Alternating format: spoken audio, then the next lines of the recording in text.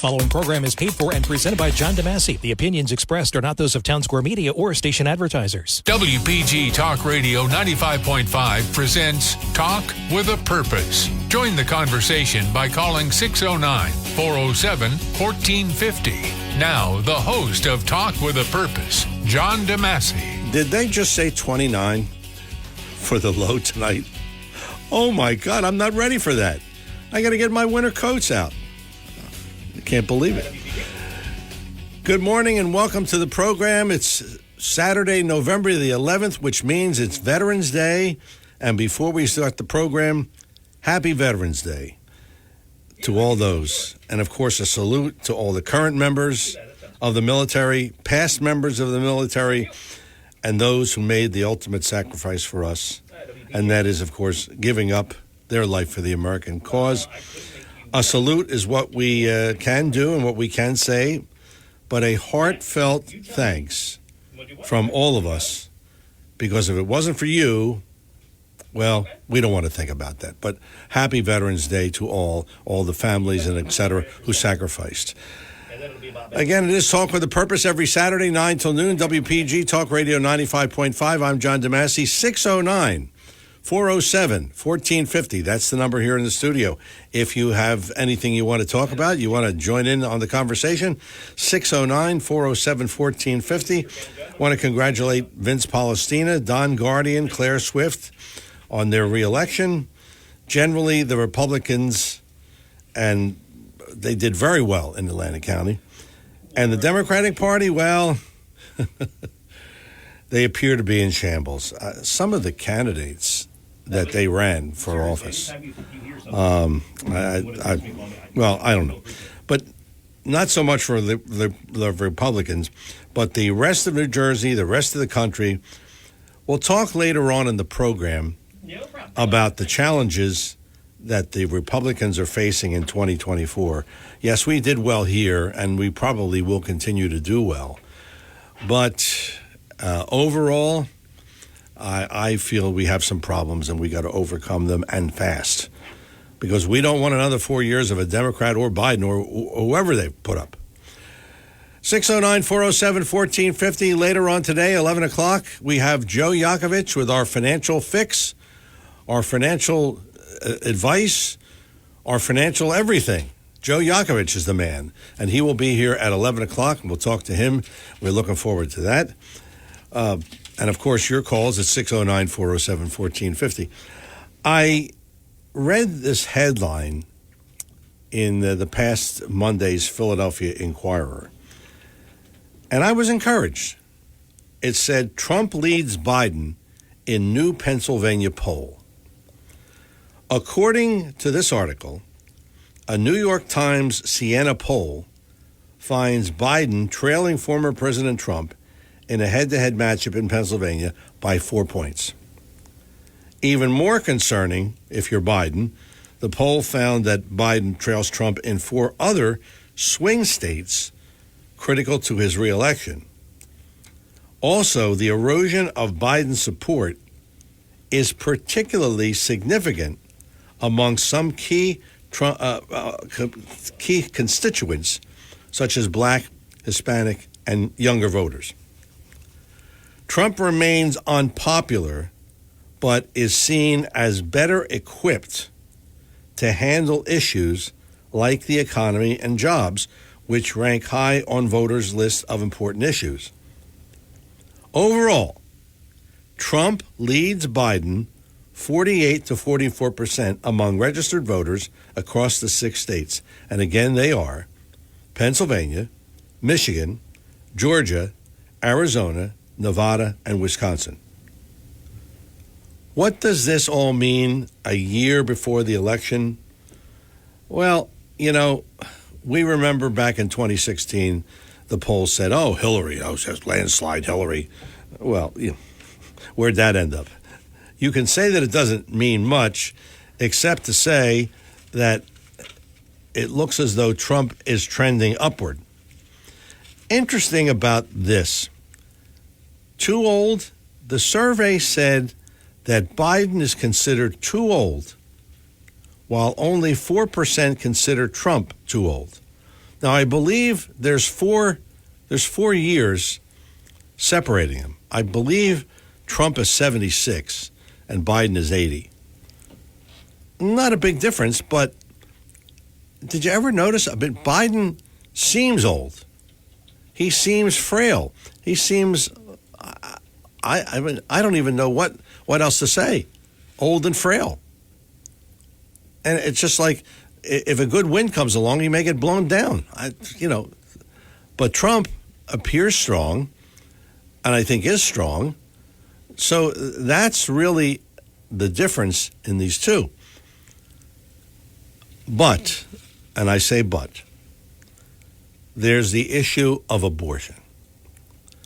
And that is still an issue, and one that the Democrats rode to victory in the 2022 elections, and even in some cases this past election. Republicans have got to figure out a way to show that while abortion may become an issue, the Republican Party does not want to take human rights away. And that is what the Democrats are selling. They did it before. They did it last year. They did it this year. They're going to do it again. Hey, if it works, if I'm a baseball player and they tell me that this pitcher throws a curveball and I can't hit the curveball, well, I better learn to hit the curveball. And that's what the Republicans are facing. We're going to talk later on. Ohio guaranteed in the Constitution, and we'll get the correct wording on it, but in Ohio's Constitution, women now have a right to abortion. So this thing is becoming a bigger issue. And in the grand scheme of things, I mean, it is an issue, but how many people are faced with abortion? I mean, to me, it's not as important as the economy and jobs and inflation and immigration and all of those things. Yeah, it's important, but it's not that important as the others are. So what I'm saying is, hey, Republicans,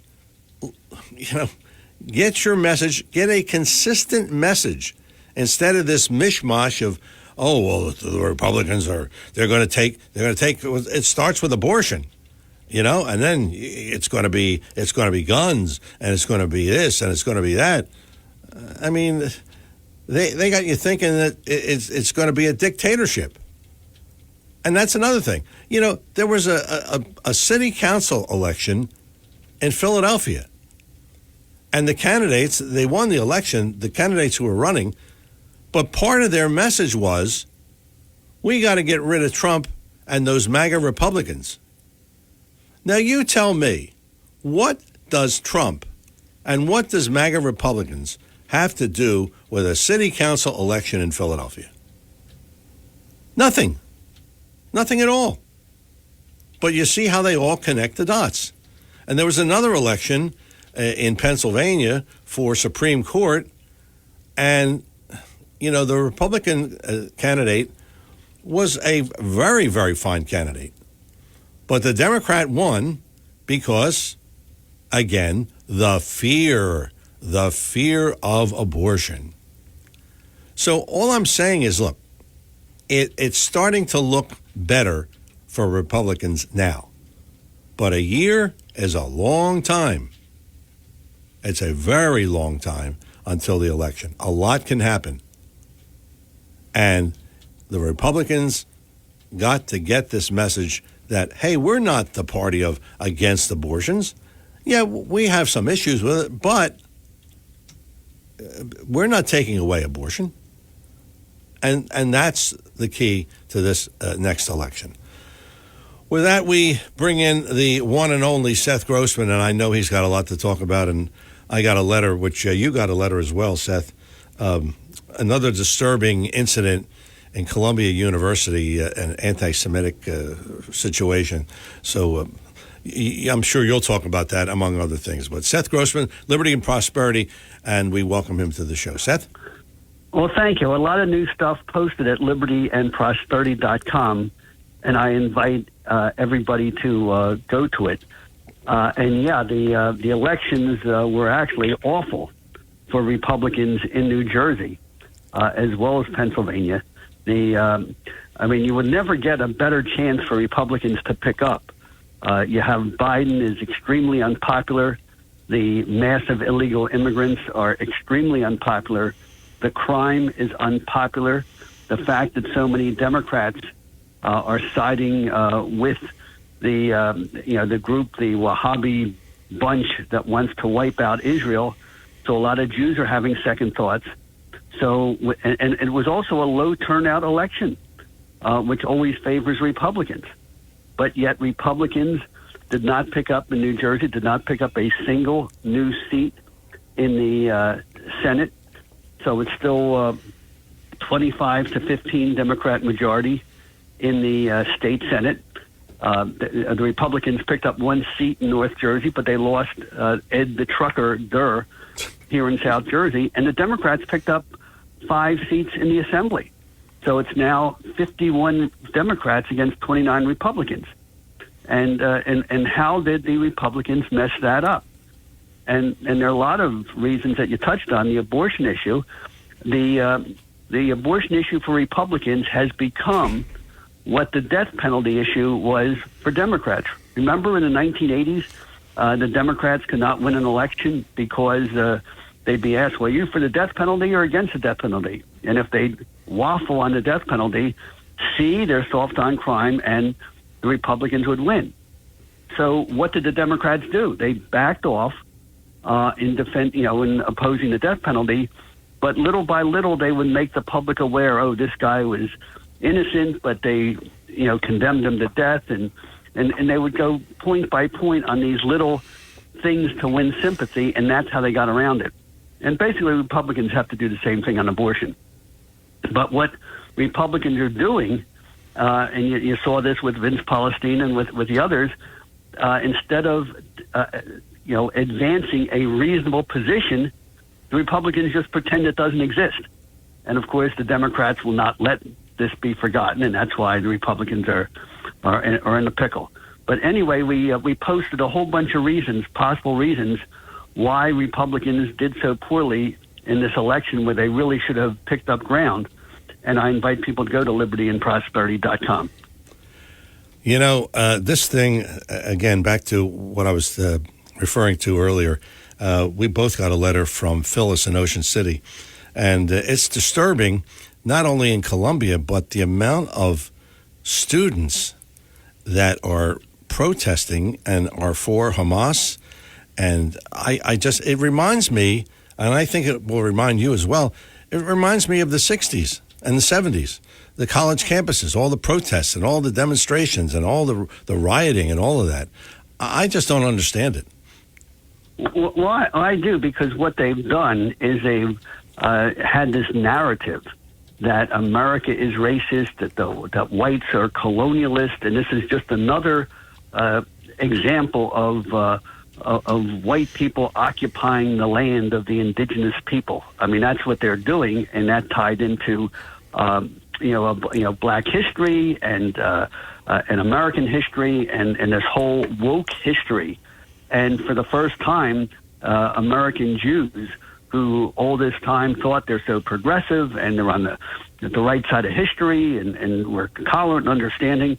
And in fact, just to give you an example, there's going to be a march on Washington this Tuesday, where Jews from around the area are going to go to Washington to show support for Israel. And there are buses leaving the Atlantic City area at 8 o'clock Tuesday morning. The last time I went on one of these marches there was a march in Brooklyn, New York, across the Brooklyn Bridge to protest anti-Semitism after I believe 2 or 3 Jews were murdered in Jersey City in December 2019, and then you had someone on a Hanukkah party was stabbed to death in a Hanukkah party with a machete. And it turned out that the perpetrators were both black nationalists who did that, but yet the narrative was let's march against anti-Semitism. Well, the sign says, fight white supremacy, fight Islamophobia. So now American Jews are realizing where this is. And I think the key to that is we've got to change the narrative. And I just started this, and I'm surprised there's been nothing else about it. But, all you hear is Israel versus Palestine, Israel versus Hamas. Nobody is saying that Hamas really has nothing to do with Palestine. You're just starting to see some articles, and I posted something on our website, libertyandprosperity.com, that points out that Hamas is really what we call a Wahhabi group or a Salafist group. And this has been a worldwide extremist jihad by this, radical, extremist group called Wahhabi against Jews, against Christians, against Buddhists, against Hindus, and even against civilized Muslims. And this has been going on for 300 years. In fact, Hamas is an abbreviation, and it's Harakat HaMukawama al-Islamiyah. It's called the Movement for Continuous War for Islam. Doesn't even mention Palestine in the name of Hamas. So that gives you an idea what we're dealing with. And I mentioned it before, but the more I've been reading to do the research for my paper, you had this war against the Wahhabis 200 years ago. You had it in Saudi Arabia. You had it in India. In India in 1857, you had all these massacres. Like, here's a good, I guess, Jeopardy question. What's the capital of India, right? Capital of India is New Delhi. And so I was always curious, well, whatever happened to Old Delhi? Well, the old city, you had this Wahhabi, basically a Hamas rebellion where, this radical sect of Islam massacred hundreds and thousands of Hindus, British, Buddhists, and so on. And then the British and the Hindus had reprisals against the Muslims. And so what you had, in 1857 in India, exactly what you have going on in Gaza right now. And you had this horrible, death and reprisal. And you had the same thing in Arabia. The Wahhabis of Arabia, went on jihad, not against Christians, not against Jews, but against the Turks, who they thought were too moderate. And so the Turks fought back, and they wiped out the Wahhabis in 1818, where they not only killed all the top leaders, but the Turks came into the Wahhabi villages and killed every single male over the age of 10 years old. So that's how brutal this sect has been 200 years ago, and they are the same exact group with the same exact beliefs today. And that has not come out yet, and it needs to come out.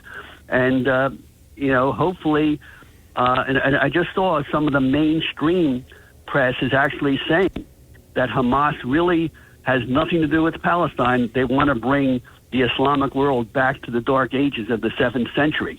And we need more discussion like that. Boy, oh boy. It's very disturbing. It really is. But what else is going on? What do you have on the agenda today? Well, our top priority is our teaching calendars, which, thanks to a sponsorship of John DeMasi, were printed last week. And we have so many Americans, I know I've repeated this a lot, we know what we're against. We don't like woke, we don't like the attacks on America, we don't like attacks on our flag, but what are we really for? And we're really for an America that was based on the Judeo-Christian principle of love your neighbor as yourself, give everybody the same chance that you want for yourself, America of a land of opportunities. And it's not just words. I mean, we have people in our own families, in our own neighborhood, people who grew up in South Jersey who took advantage of these opportunities and achieved spectacular success. Whether you were black, whether you were white, Italian, Irish, Jewish, even coming from Muslim countries like George Hammond who owned the Steel Pier. So what we did with this calendar is we tell these success stories and how they did it, and because the state was so much against us telling this non-woke history, they tortured us for 6 months and forced us to document every fact we put in the calendar. So this is actually perfect for any student that wants to do a research paper, a term paper. We have half their work already done for them in this calendar. So to make a long story short, even though these calendars cost us $2.50 each, and even though we're asking for people to buy 10 calendars and pay us $20 for 10 calendars, our real goal is to get these calendars into the hands of people who will read them, especially people under the age of 30. So we have those calendars. They'll be at our breakfast meeting on Saturday morning. If you're listening to this program today, we'll be there till 10:30, 11 at Sal's Cafe for the discussion at Groveland Avenue and New Road in Summers Point. But if you're listening on Sunday, just call our Liberty and Prosperity office at 609-927-7333 or our info at libertyandprosperity.com, or just look at our website to contact us. And whether you donate or not, if you want a calendar, to someone who will use it, please, let us know and we'll get it to them. So it reminds me of what they used to tell us at the mess hall in basic training. Take what you want, but eat what you take. So, we don't mind giving out these calendars as long as they will be read. That's great. And it took you a long time to put it together, too. Absolutely, because every time we'd say one thing, they'd say, well, do you have enough diversity? Do you have, how do you know that's true? And what about this? And what about that? So they really made us work overtime. But in a way, I thank them because they made the product so much better. So that you're distributing. Let's say somebody is listening now and they just want a calendar. What do they do? Yeah. Well, they should call the office, leave a voicemail at 609-927-7333, which used to be my law office, but now it's Liberty and Prosperity office. Or they could send an email to info@libertyandprosperity.com. Or they could go to our website and reach us through the website and send a message there. Or they could come to our breakfast any Saturday morning from 9:30 to 10:30 at Sal's at Groveland Avenue and New Road in Summers Point. So many ways. And everybody seems to know a member of Liberty and Prosperity. Talk to any member, and we'll be happy to put these in your hands. We're trying to get people to put them in the libraries, in the historical societies, in the schools. So if you would say, oh, my kid's attending the such and such school, he has 20 kids in a class, we'd be happy to put 20 of these calendars together and have them delivered to the class so the kids and the parents could read them. Good.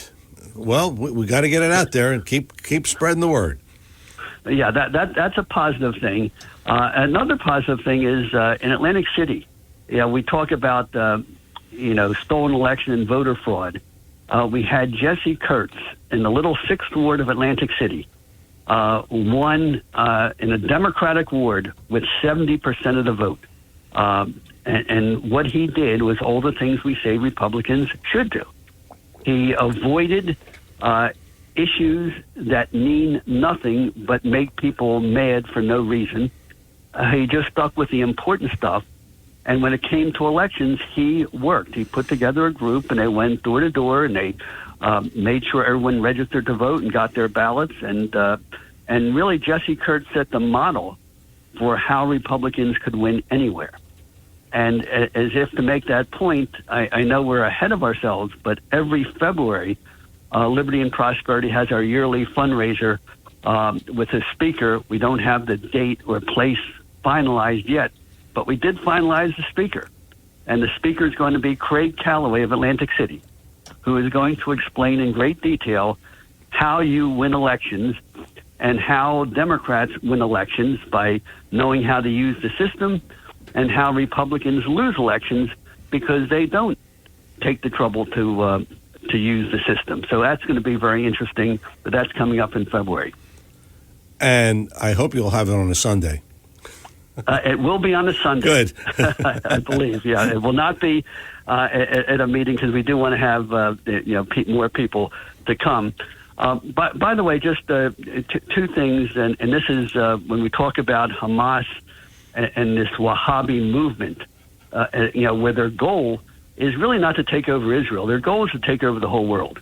And we talk about them as being remote in Saudi Arabia.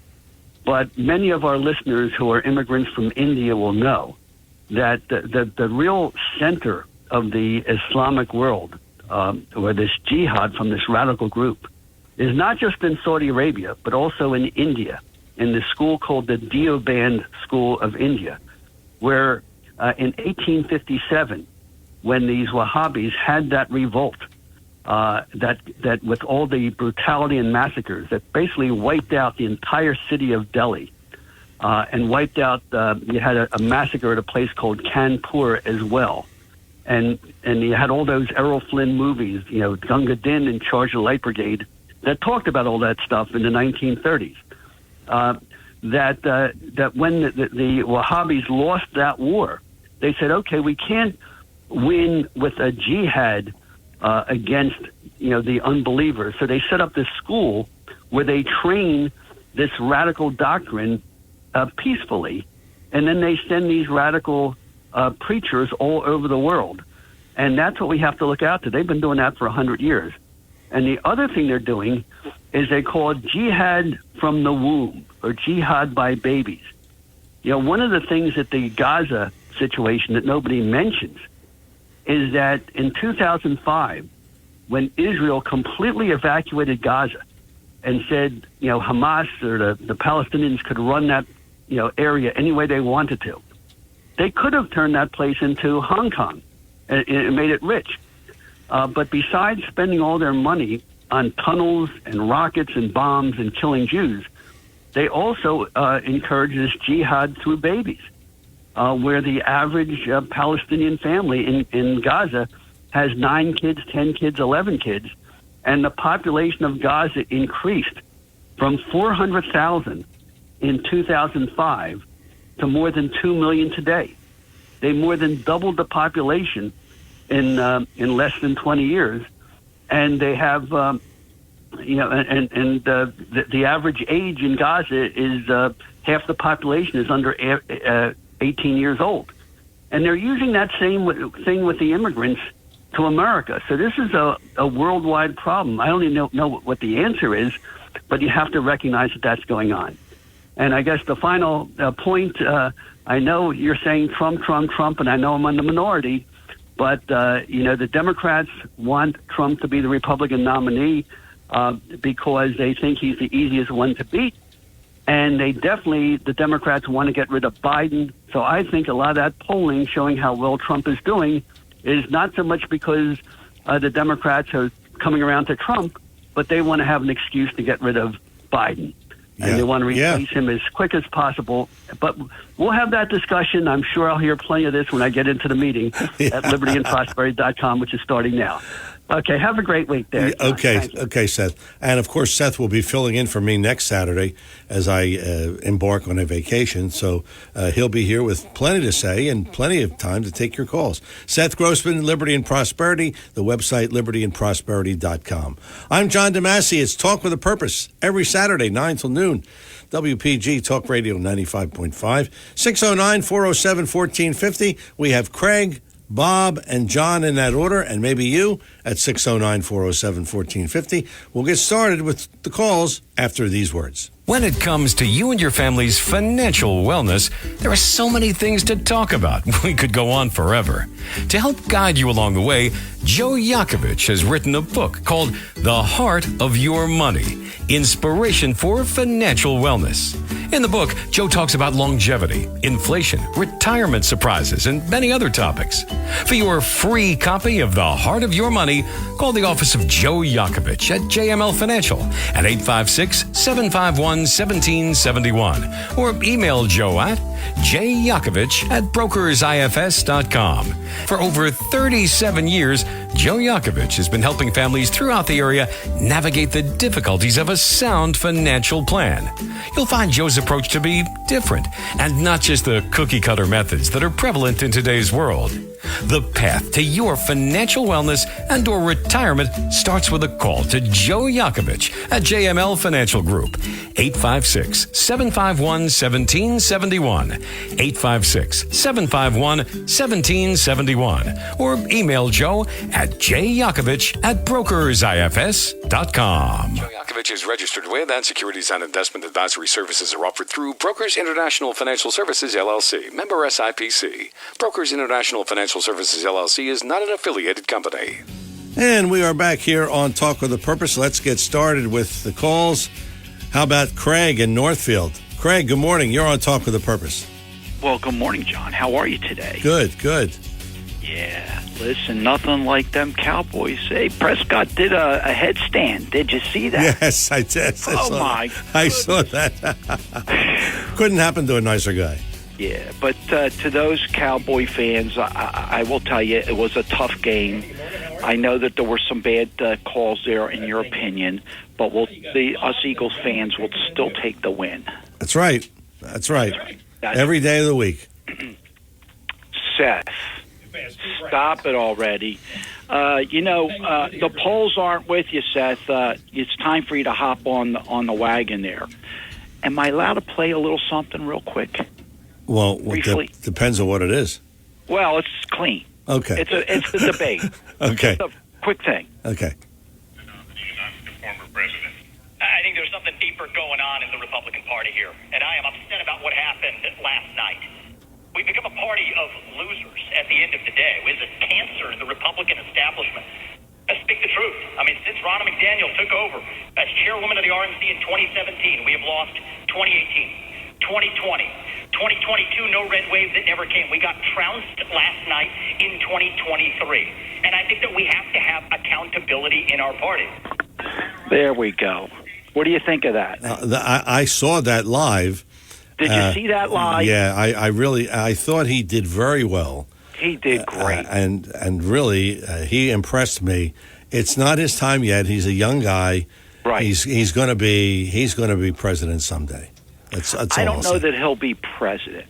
But what he does is he gets the Republican Party to look at itself. Yeah. Would you agree with that? Yes, definitely. And see, in order to evolve, you need to look at yourself. Yes. Okay? And That's right. sometimes make some corrections. Yes. And, I'm going to be brief on this subject matter. This week, we did look at ourselves in Northfield, and the mayor still stayed in office. However, with not as many votes. And for those that thought that what we came out about with that student was political, no, that was about child safety, okay, and who we are as a public. So don't try to mix that in with being politics. It wasn't politics. It's about who the person was. So don't even point your finger in somebody's face. You want to do that, point in my face. I'm here. 8 students said what they said, and not one of them got in trouble for what they said. Probably because those statements were honest statements. 8 kids wrote those statements, by the way. So don't use your hierarchy because you're on council to intimidate people. That's terrible in Northfield. Anyway, John, Elisa Staffnick, do you know her? The congresswoman? No. Okay. Well, if anybody doesn't know this, she just filed a complaint on Judge Engron. Okay, about his gag orders. Yes. And about everything that he's doing. So, you know what? The Republican Party is moving because, you know what? The winner of the week was Marsha Blackburn. I don't know if anybody knows this, but you know how they were going after Justice Thomas? Yes. Well, after she asked for the January 6 tapes, she asked for the other tapes for the other justice, I forget what a woman justice, for her donations for her books and things of this nature. All of a sudden, Judge Thomas's investigation has been canceled. I think. Interesting. But one of the things that Ramaswamy was talking about, I know I run over his name pretty good over there. Vivek Ramaswamy. Ramaswamy, thank you. I have it written down here so I wouldn't run over it too bad. But when he said that the party was losers at Romney McDonald's, which Bob brought up, okay, several times, 2018, 2020, 22, and you know what? Like they said, why aren't we having these debates with Joe Rogan and Tucker Carlson and maybe even Elon Musk to be in the narrators, so we the Republicans can really get our thoughts out there and maybe discuss what happened with this Russian hoax. How come they never bring that up and where these people stand there? He did bring that up, didn't he? Yes, he did. And it's funny. Then he brought up the thing about he called Nikki Haley Dick Cheney in 3-inch heels. I mean, he was pretty cutting. But a lot of what he said was true. And did you see what Romney McDaniel said? No, I didn't see that, no. She said that Ramaswamy would never get a dime from the Republican Party. Well, the last time I checked, that's our money, isn't it? Yeah. Oh, and not only that, she's not supposed to make a statement about any primary people and swing one way or the other. What did she just do? She cut him out. That's right. Okay, she needs to resign. Thank you, John, for letting me come on. Thank you. Happy Bob, Veterans Day. Let us know about those. We're going to play our boys over there. I can't even think. Kansas City. Yeah. With our old coach.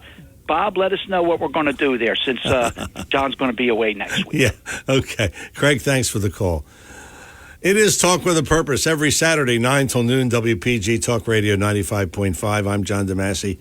We have, speaking of Bob, we'll have Bob first on the line, then John, then Andy, and maybe you at 609-407-1450. It is Talk with a Purpose every Saturday, 9 till noon, WPG Talk Radio 95.5.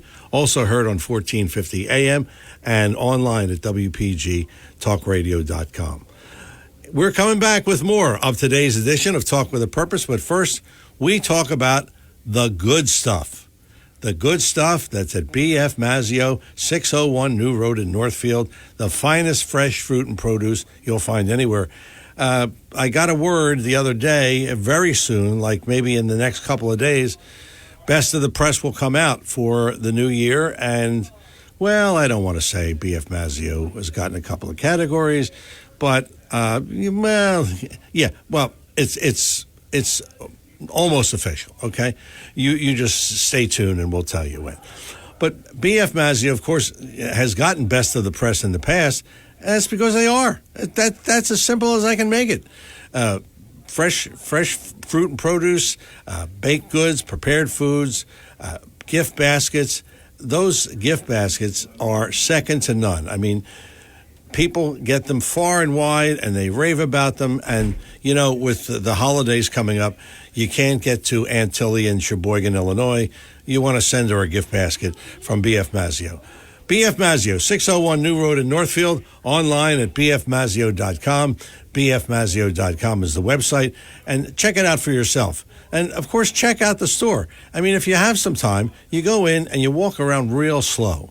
You make sure you see every nook and cranny of the store because you're going to miss something. I know I miss something every time. I mean, they have olive oil, fresh olive oil that's on sale all the time. I've never mentioned that because it's just not something that I buy. But look, you buy it, you can check it out for yourself. B.F. Mazzio, 601 New Road in Northfield, online at bfmazzio.com, bfmazzio.com. We're coming back with more Talk with a Purpose in just a moment. If you're interested in driving one of the finest automobiles on the market today, then you'll want to check out all of the fabulous new and pre-owned Lexus at Lexus of Atlantic City. Lexus of Atlantic City, 3169 Fire Road in EHT. Driving a Lexus is like no other vehicle on the market. Test drive one for yourself at Lexus of Atlantic City. Whether it's new or pre-owned, you'll be more than satisfied. In fact, Lexus is consistently #1 when it comes to customer satisfaction. Visit Lexus of Atlantic City, 3169 Fire Road in EHT. Or you can check out their outstanding selection of new, pre-owned, and L-certified pre-owned vehicles on their website, LexusofAtlanticCity.com. That's LexusofAtlanticCity.com. Or if you want more information, call 609-641-0008. Lexus of Atlantic City, now celebrating their 26th year in the area. A dealership that you'll enjoy. No pressure, no gimmicks, no hassle, no hype. Lexus of Atlantic City, 3169 Fire Road in EHT. And remember, always online at lexusofatlanticcity.com.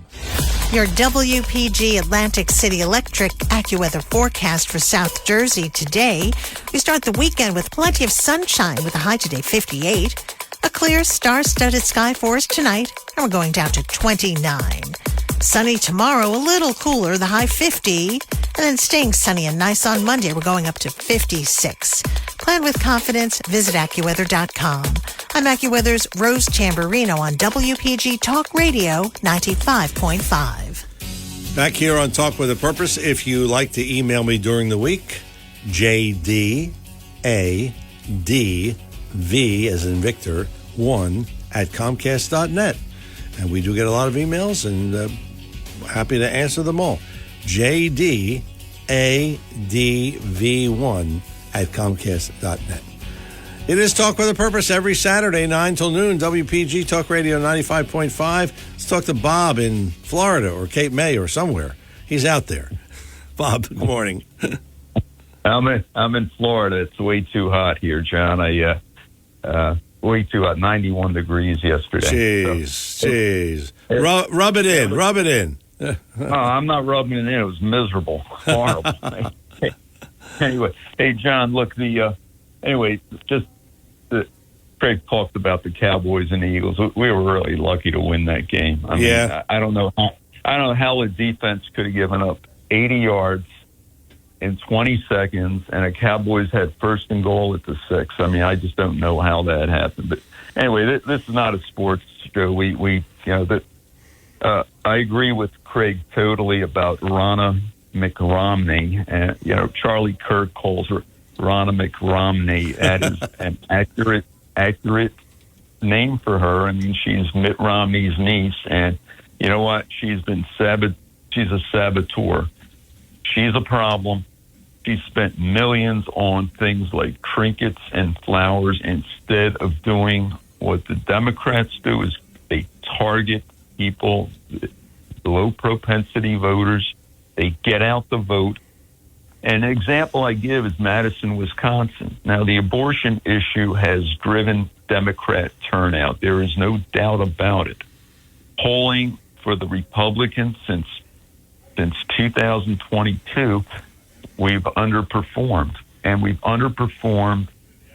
One reason, significant reason, is the abortion issue. In Madison, Wisconsin, a liberal university town, the most liberal city in Wisconsin, they had 80% voter turnout. Okay? And, that's a big reason Wisconsin is going to be a big problem. And going forward, we're going to have some big problems, I'm very much opposed to abortion. I hate abortion. But, unfortunately, the Democrats are using this as a wedge issue. The country is not there in terms of severe restrictions on abortion. I think the 15-week ban, 20 ban, fine. But when you get, like in Florida, they passed a 5-week ban here. That's a big problem. I mean, there are a lot of women who we're just going to lose. But another point I want to make is Kentucky. Deep red Kentucky. Okay, you had a very, very articulate, good-looking black Republican candidate for governor, and the polls showed him doing real well. Right there, it was neck and neck, and he got killed. He got trounced. So again, when people think that Trump is a shoo-in, or whoever the Republican nominee is going to be a shoo-in, because Biden is so inept, so corrupt, so horrible. I don't know. It's not a foregone conclusion. I agree with you. No, it's not. It's not. It's not a shoe-in. It's not a slam dunk. I mean, this is going to be a very, very close election, and it's going to be a dogfight. I really think so. It's going to be a real problem, And again, we've got inept leadership with the Republican National Committee, totally inept. And Craig's right, totally right. Vivek was brilliant. I loved him. He is absolutely correct. I loved when he went after those moderators, those NBC News moderators. Yeah, that was great. I really did. But that Trump stood on the sidelines when we had a much better choice for the leadership in the Republican National Committee. Harmeet Dillon, brilliant, aggressive, smart woman. Trump just stood on the sidelines and let the old good old person, the country club Republicans continue to run the RNC. That's the problem. And I don't know why Trump did it. It's what drives me crazy about Trump. I don't know why the hell he did it. It just, but anyway. Okay, Bob. Thanks for the call. You take care. John in Ocean City. John, good morning. Well, they say that actually what caused South Carolina to secede from the Union was in the Civil War was one statement by Abraham Lincoln that the formation of the GOP, the Grand Old Party, the Republican Party, will prove to be a death knell to the institution of slavery. So anti-slavery, pro-abolitionism was the impetus for the Civil War, which physically started, it started actually in 1860, but actually physically started in bloodshed in April 1861. But what's going to prove to be the pivotal impetus for or causation of a conflict between the left and right? It might be anti-abortion, pro-life on the right. So that's a quandary, man. Where do you find a middle ground with abortion? There is no middle ground. But anyway, I want to bring up that evil man that caused both world wars in the 20th century, Winston Churchill, which I think is scapegoatism anyway. But here's what Winston Churchill had to say about communism. He said, communism gets its foothold in the West through the exploitation of the West's standards. Communism is not only a creed, but a planned campaign. A communist is not only the holder of certain opinions, but he is also the pledge of debt to a well-thought-out means of enforcing them. The anatomy of discontent has been studied in every phase in a scientific spirit for subverting all existing institutions. At first, time-honored principles of liberalism and democracy are invoked to shelter the infant organism. Well, I call it the sapling tree of the poisonous tree of Illuminism, but that's because Illuminism and communism are basically the same, in my opinion. But he further said, alliance is sought with every popular movement towards the left. The creation of a mild or liberal socialist regime, can you say Bernie Sanders' democratic socialism? In some period of convulsion is the first milestone which has already been achieved. However, this has been only created to finally be overthrown. Collision, if possible, attained with bloodshed are the ultimate goals of communism. And he goes on to say that the martyrs will be created. Can you say George Floyd? Martyrs will be created that are not really good men. He talks about a lot of things. He talks about every act of goodwill, of tolerance and conciliation, and magnanimity on the part of the government will be. I'm trying to think of the word for it. To be resisted. They're not going to meet us in the middle. The communists will not meet us in the middle. They want to overthrow our government. I had a lot more I want to read, but he's a hard read, Winston Churchill. But I can't just. I can read better than I can talk. So anyway, that's what I want to say. The communism is not good for us. Socialism sucks. We can all agree on that. Thanks. Thanks, John. Thanks for the call. I agree with that. That's a no-brainer. It is Talk with a Purpose every Saturday, 9 till noon, WPG Talk Radio 95.5. I'm John DeMasi. We'll have Andy after the break, and maybe we'll have you. And then, of course, we're rapidly ending the first hour. Gee, where does the time go when you're having fun?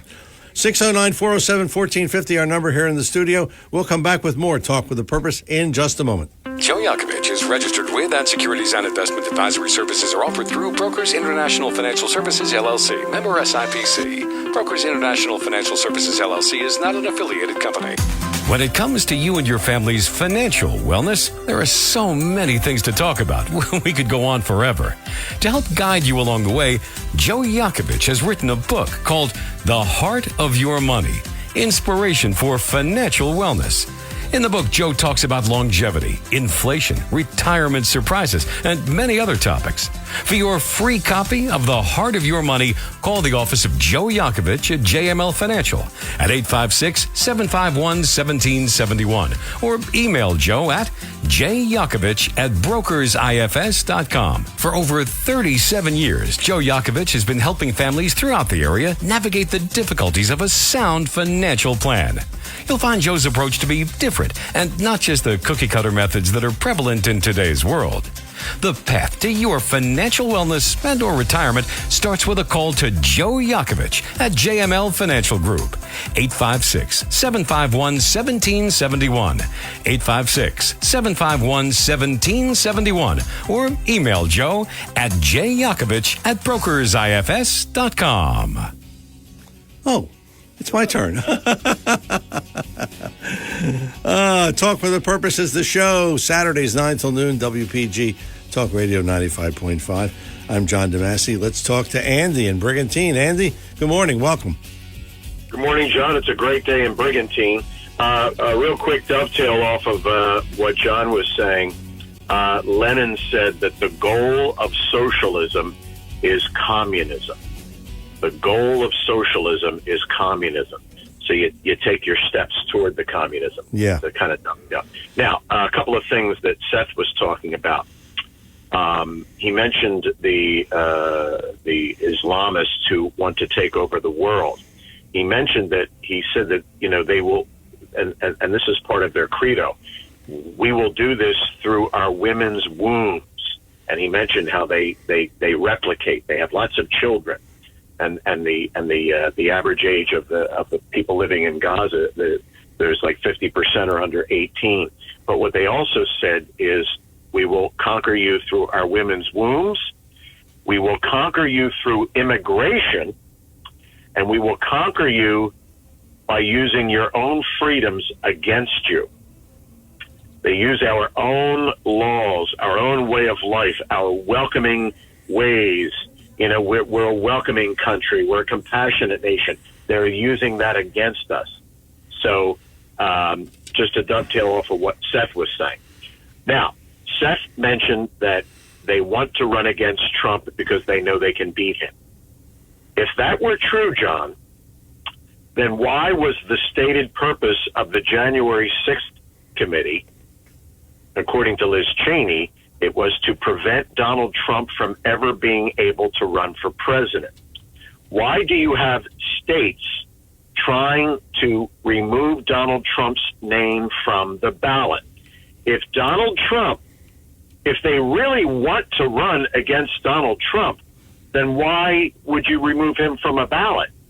The only possible reason you would have for, as Liz Cheney said, trying to prevent Trump from running, the only reason you would have for removing Donald Trump from a ballot is because you can't beat him at the ballot box. That's Imagine true. Yeah. you used the baseball analogy before, John. Yeah. Imagine before a game, each baseball team had the option of removing one player from the other team. Like that, you could pick one player, and that player wouldn't be allowed to play that game. Yeah. Let's say that worked. Okay, so now you have a team that has an incredible pitcher, okay? So the other team is going to play that team, and they say, okay, we don't want that pitcher to be able to pitch. Yeah. And they get rid of him. So if that pitcher was easy to beat, isn't that the pitcher you'd want? Yeah, that's right. The only reason that so ignore what Democrats say, watch what they do. They say they want to run against Trump because they know they can beat him. Then why would you remove him from the ballot? You'd want him on the ballot. Yeah. You wouldn't prevent him from running. You'd want him to run because you know you can beat him. That's now, right. let's get on to our favorite TV show, The View. Oh. Yeah, John. I wish I owned the Depends and Midol concessions in the green room on that show. So this week Hillary Clinton was on, and once again she was comparing Donald Trump to Hitler. Oh. Now let's look at this. John. You have now the one thing I will say, Hillary Clinton's been consistent on standing with Israel. Okay. You have a Democrat Party now, many of whose members are supporting Hamas. You have tens of thousands, who knows how many hundreds of thousands of people across the country, the Democrat voter base, young people, the LGBTQ community, the Black Lives Matter community that Hillary Clinton endorses. These people are all supporting Hamas, which are essentially Nazis. How the hell do you go around when your own party, many of its members and voter base, are supporting Hamas, Nazis? Where do you get the gall to then compare Donald Trump to Hitler? Are you serious? Yeah. You belong to a political party, many of whose members support Hamas, Nazis, but you're calling Donald Trump Hitler. How do you get off with that? Well, I'll tell you one quick story, Andy. I was dating a girl about, this is maybe 6 years ago, and she said, Trump, she hated Trump. And she said, he's just like Hitler. And I said, how many people did he kill? And that shut her up. So, well, John, there's no president in our history who has been as good to Israel as Donald Trump. Yet Hillary Clinton watches her own voter base, her own supporters, her own party go around chanting "F the Jews," supporting Hamas, and you're going to call Trump Hitler. Yeah. It's really breathtaking. Yeah. Let you know, if you belong to the Democrat Party right now, if you're a Democrat voter right now, you need to look at yourself in the mirror and ask yourself, do I really want to be affiliated with a political party, many of whose members are supporting Hamas, Nazis? Yeah, and they're modern-day Nazis. That's right. What they are. Exactly right. I agree with you. Andy, thanks a lot for the call. We're up against it here. We're up against the news. If you have anything else to say, you can certainly call back, 609-407-1450. Hour number one is rapidly coming to a close. I can't believe it. It just flies by. Linda's on the line. We'll get to her in the next hour, and maybe we'll get to you at 609-407-1450. And we have a little gift for veterans. We're going to do that, too. So a packed hour in hour number two coming up. It's Talk for the Purpose, Saturdays 9 till noon, WPG Talk Radio 95.5. Hour number one in the books. Hour number two on the way. Don't go away.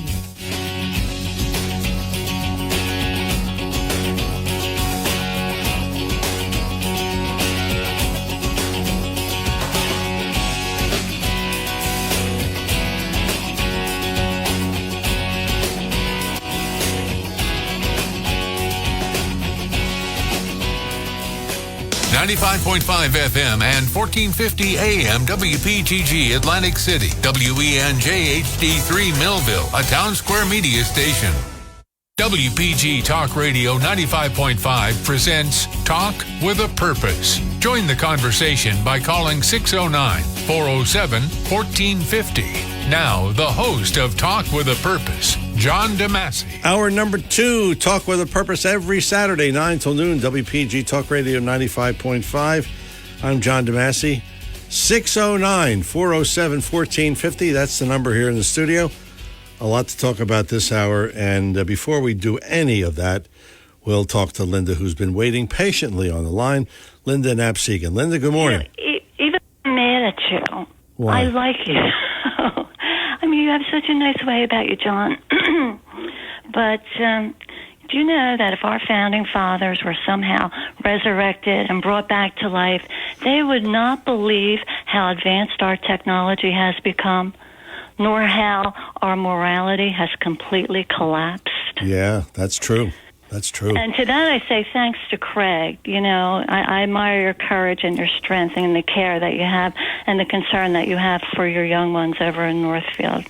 I love you. Craig, you're great. And for, Alexander Hamilton, he had said 2 things make America great. Our founder, Alexander Hamilton, everybody knows him. And you know what those 2 things were? Our Christianity and our Christian Constitution. So don't pay attention to what President Obama said when he went overseas and said, basically, we're not a Christian nation. Listen to Alexander Hamilton. And Flash, love you, Flash. And you know what, Flash? John Flash, stand with Christ, and you'll be right on this issue that we're talking about, and that's abortion. And Progner and DeMasi, you say we won't win if we keep holding this view, and if that's the case, I don't want to win. No, Linda, I don't want to win. No. Let's back up. You can't clean it up. I know how you think about it, but you're wrong. God's ethereal. He's far away. He doesn't care about this issue. We are in the condition we are in because we forgot God, and we haven't turned back. I'm just trying to win an election. You don't have that's it. On those children whose little bodies and little scalps are going to be filleted and put on rats so that they can find out how to grow hair. You think about what you are saying.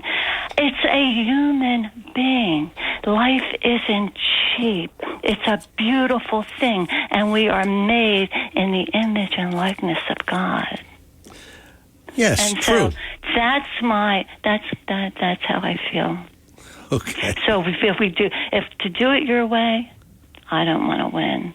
Bob, to do it your way, if that is your way, I doubt that it really is.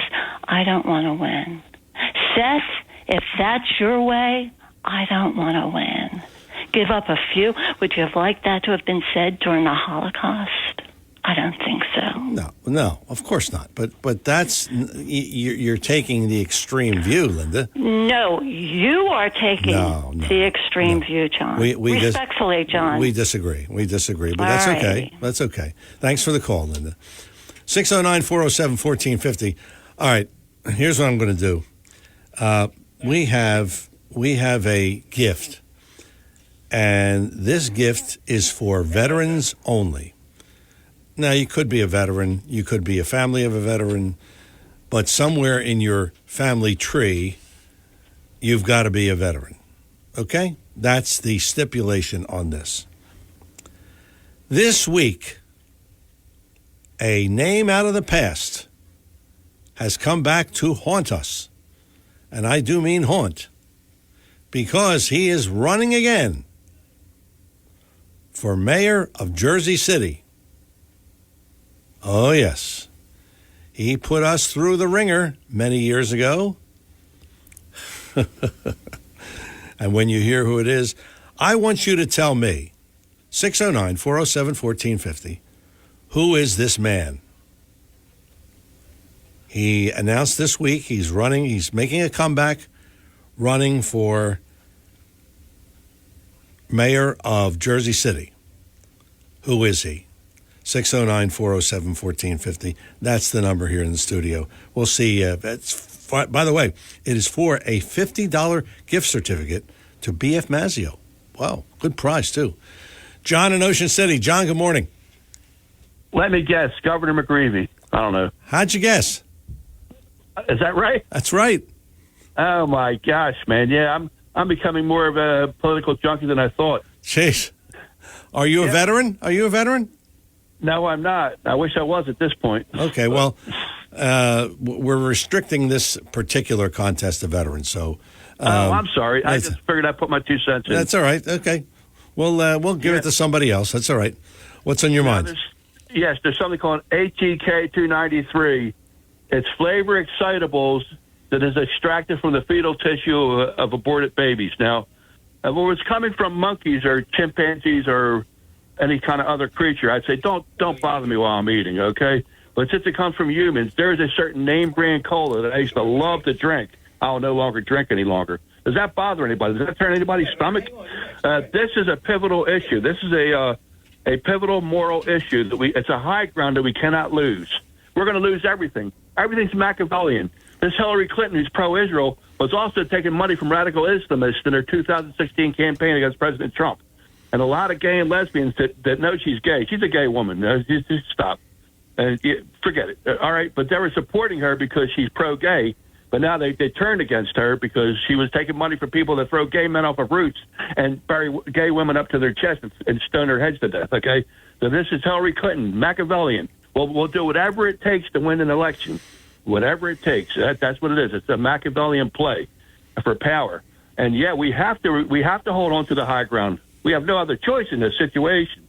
But as far as what Andy had said about socialism leads to communism, it was Vladimir Lenin when asked what is communism, he says it's socialism in a hurry. Yeah, there is no socialism light. It doesn't exist. Socialism light is a Band-Aid on the ever widening, festering wound that's growing on America, that cancer that needs to be extracted. And, unless we can meet in the middle, understand that when our Constitution, sister document, is the Guyana-Nasco, the Great Law of Peace. I didn't say it. Our 100th Congress said it on the eve of our constitutional bicentennial in October 1988. It was a significant inspiration of James Madison, who wrote the first 12 amendments of our Constitution. Guyana-Nasco, for Tigana-Wida to get all the tribes on board, they all had to be unanimously in agreement that they follow laws. They're high-spirited people. Native American Indians are high-spirited people, and he had to get these people that were the infighting had gotten so bad they were murdering each other. He thought that the Iroquois peoples would destroy themselves. So he came up with the Great Law of Peace, the Guyana-Nasco. But for everybody to participate in it, they all had to be in agreement that we will follow these laws. So in America, that's how it works in America. We all have to come and meet in the middle somewhere. And if we can't, it's going to lead to destruction. That's what I have to say. Thanks. Thanks, John. Thanks for the call. Talk with the purpose of the show, Saturdays, 9 till noon, WPG Talk Radio 95.5. Well, John kind of, he ruined our contest, but that's okay. You know, he's a good caller, so we'll let it slide. But we'll give this away another time. I thought he was a veteran. What can I tell you? Mary in Marlton. Mary, good morning. Good morning. Always a lot of great conversation. And conversation's really important, whether we agree with each other or not. I did some research, and I believe that politics is all about winning elections. Yes. And that's all it's about. Politics involves winning elections. So I did some research because I used to be a member of the National Organization for Women. I used to be a Bernie Sanders supporter, and I always heard that 1 in 4 American women had an abortion, a legal abortion. And there's the Guttmacher Institute usually collects these numbers, but they're very difficult. It's a moving target. And whether or not that's accurate, I mean, based upon the statistics they had in 2014. And then PBS also did some research, and they said it's actually going down, at least statistically. It was 1 in 5. And not all of them are medical anymore. So it's really difficult to track because there are pills that can induce this. Now, that's a lot of voters. And if that's 1 in 4 American women, it's also 1 in 4 American men. Yeah. And yes, it's a difficult subject to talk about. But again, if politicians who support the Republic don't win, there won't be a Republic. That's right. Because the Constitution gets nullified through the courts, for instance. That's right. So posting a meme can put you in jail today. Yeah. Yet we have a First Amendment. Yeah. So I'm just putting that out there because these are really important statistics. Yes. In saving the Republic. If it really is that serious to save the Republic, we have to look at the voters that are affected by this issue.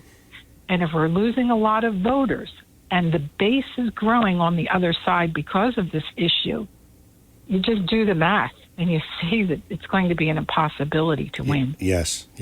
I agree. And that was my point to Linda, that she said, I don't want to win. Well, what do you want? 4 more years of Biden? And maybe another Biden coming in? I mean, you don't know where it's going to end. The 1 point, and 4 are being tracked, and they're the surgical ones because Yes. who knows who's taking a pill. Yeah. Possibly 1 and 5, and that doesn't include California and Maryland statistics. So that's a lot of voters because that's 1 in 4 American women. That means 1 in 4 American men are affected. And now we have this whole group that's coming across the border, and I doubt that they're being tracked for this statistic, or it's going to be years until we see it. Oh, you're right. You're right. Thanks a lot for the call, Mary. Appreciate it. Andy and Brigantine. Andy's back. Andy, good morning. Hi, John. To Linda's call, one of the reasons that people hate Donald Trump, one of the reasons the Democrats hate him so much is simply because he beat them.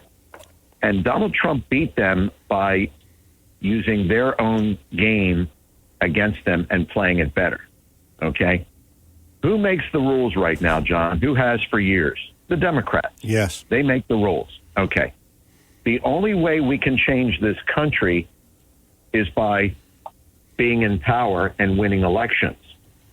But right now, you cannot win an election if you play by the same rules that you've always been playing by. Yeah. We have to play the game the way the Democrats play the game, and then we will win elections, and then we will be in power, and then we will be able to change the rules. But until such, remember what Obama said once, win some elections. You don't like it? You don't like what's going on? Win some elections. Yeah. You have, and you can't win.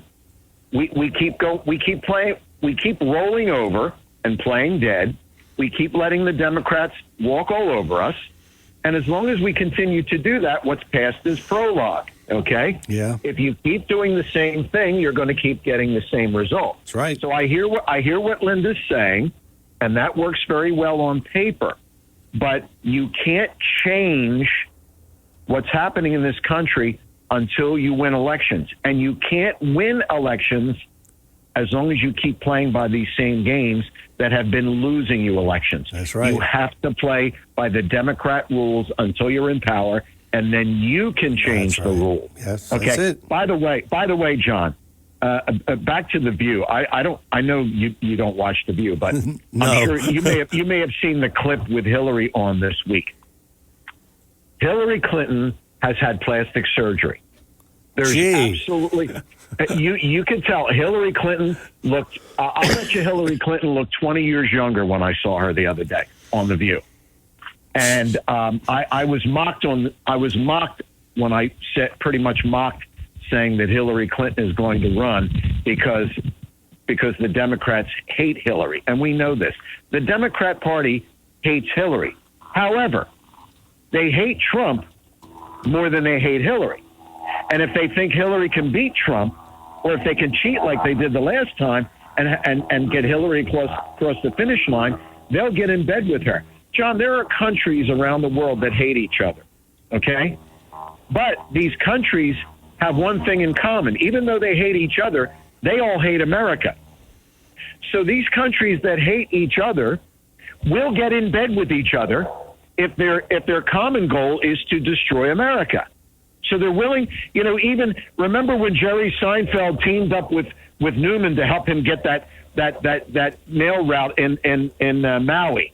They hated each other, but Jerry was willing to help Newman by delivering the mail for him when he was sick, so that he could win that mail route in Maui, because he figured if Newman goes to Maui, then I don't have to deal with Newman anymore. Yeah. So they hated each other, but they worked together for a common purpose. And so, yes, Hillary's hated for sure, but they hate Trump more.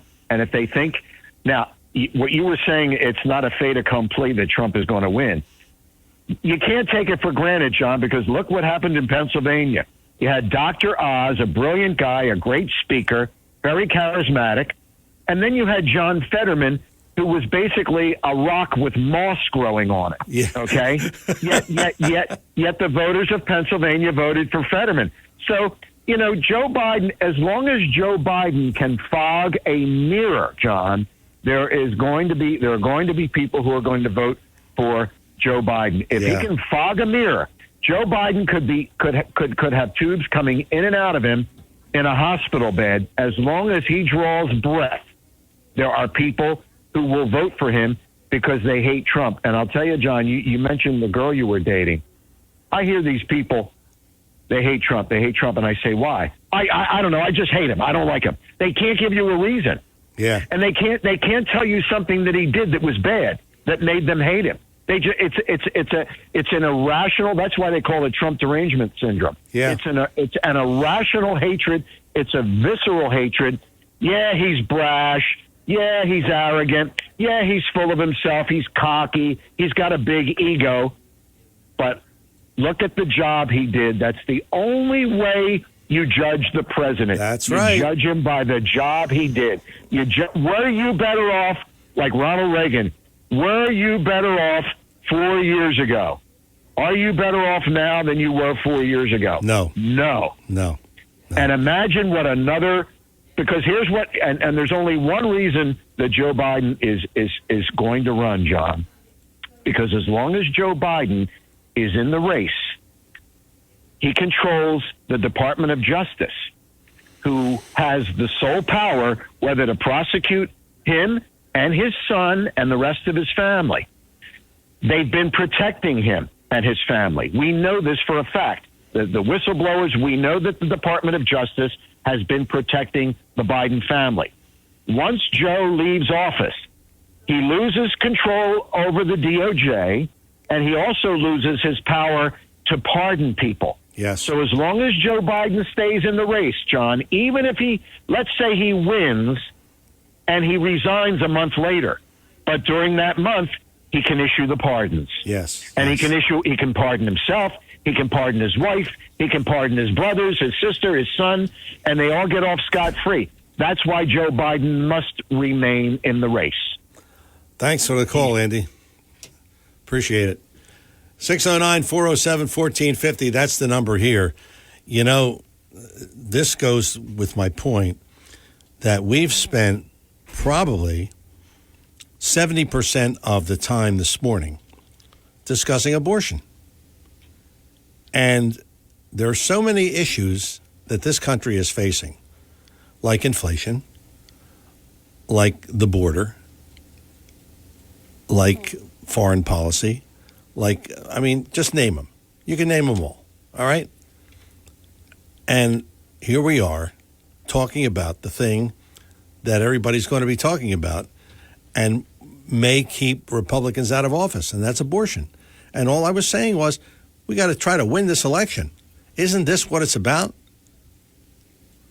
That's why I say, hey, look, they've got to clean up their act, the Republicans, and just de-emphasize this whole thing about abortion.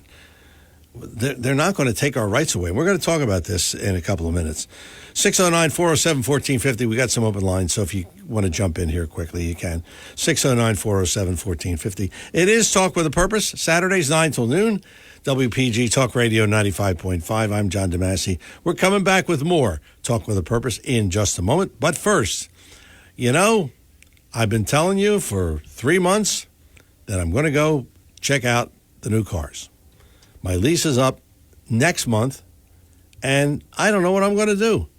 I am what is known as a procrastinator. I don't know. I'm talking about Lexus of Atlantic City, 3169 Fire Road, EHT. And, I'm driving the Lexus ES350, and I've been driving that for 3 years. And the lease is up. I could extend it. I could get another one. I don't know what I want to do. So I'll go over there. Maybe I'll go after my vacation. I don't know. But you can go and check out Lexus. If you're not a Lexus driver, well, you ought to become one, because you will find that it is one of the finest automobiles on the market today. I mean, second to none. Lexus of Atlantic City, 3169 Fire Road, EHT. And online at aclexus.com, aclexus.com. You can check out the web. You can see all the vehicles that they have on sale and really get an education as to what Lexus has to offer. But the real education is driving it for yourself and finding out just what I've been saying for many years here on this program. Lexus of Atlantic City, And Lexus is one of the finest automobiles on the market today. You can drive it and drive it and drive it and drive it. And basically, I mean, I put a battery in a couple of months ago. And that was it. I mean, other than oil change and brakes and tires, nothing else. So that's what you want in a car. Reliability, dependability, that's what you get with Lexus of Atlantic City. Stop in, say hi to Helen. She'll take good care of you. And really, you'll be glad that you did. Lexus of Atlantic City, 3169 Fire Road, EHT, online at aclexus.com. We're coming back with more Talk with a Purpose in just a moment.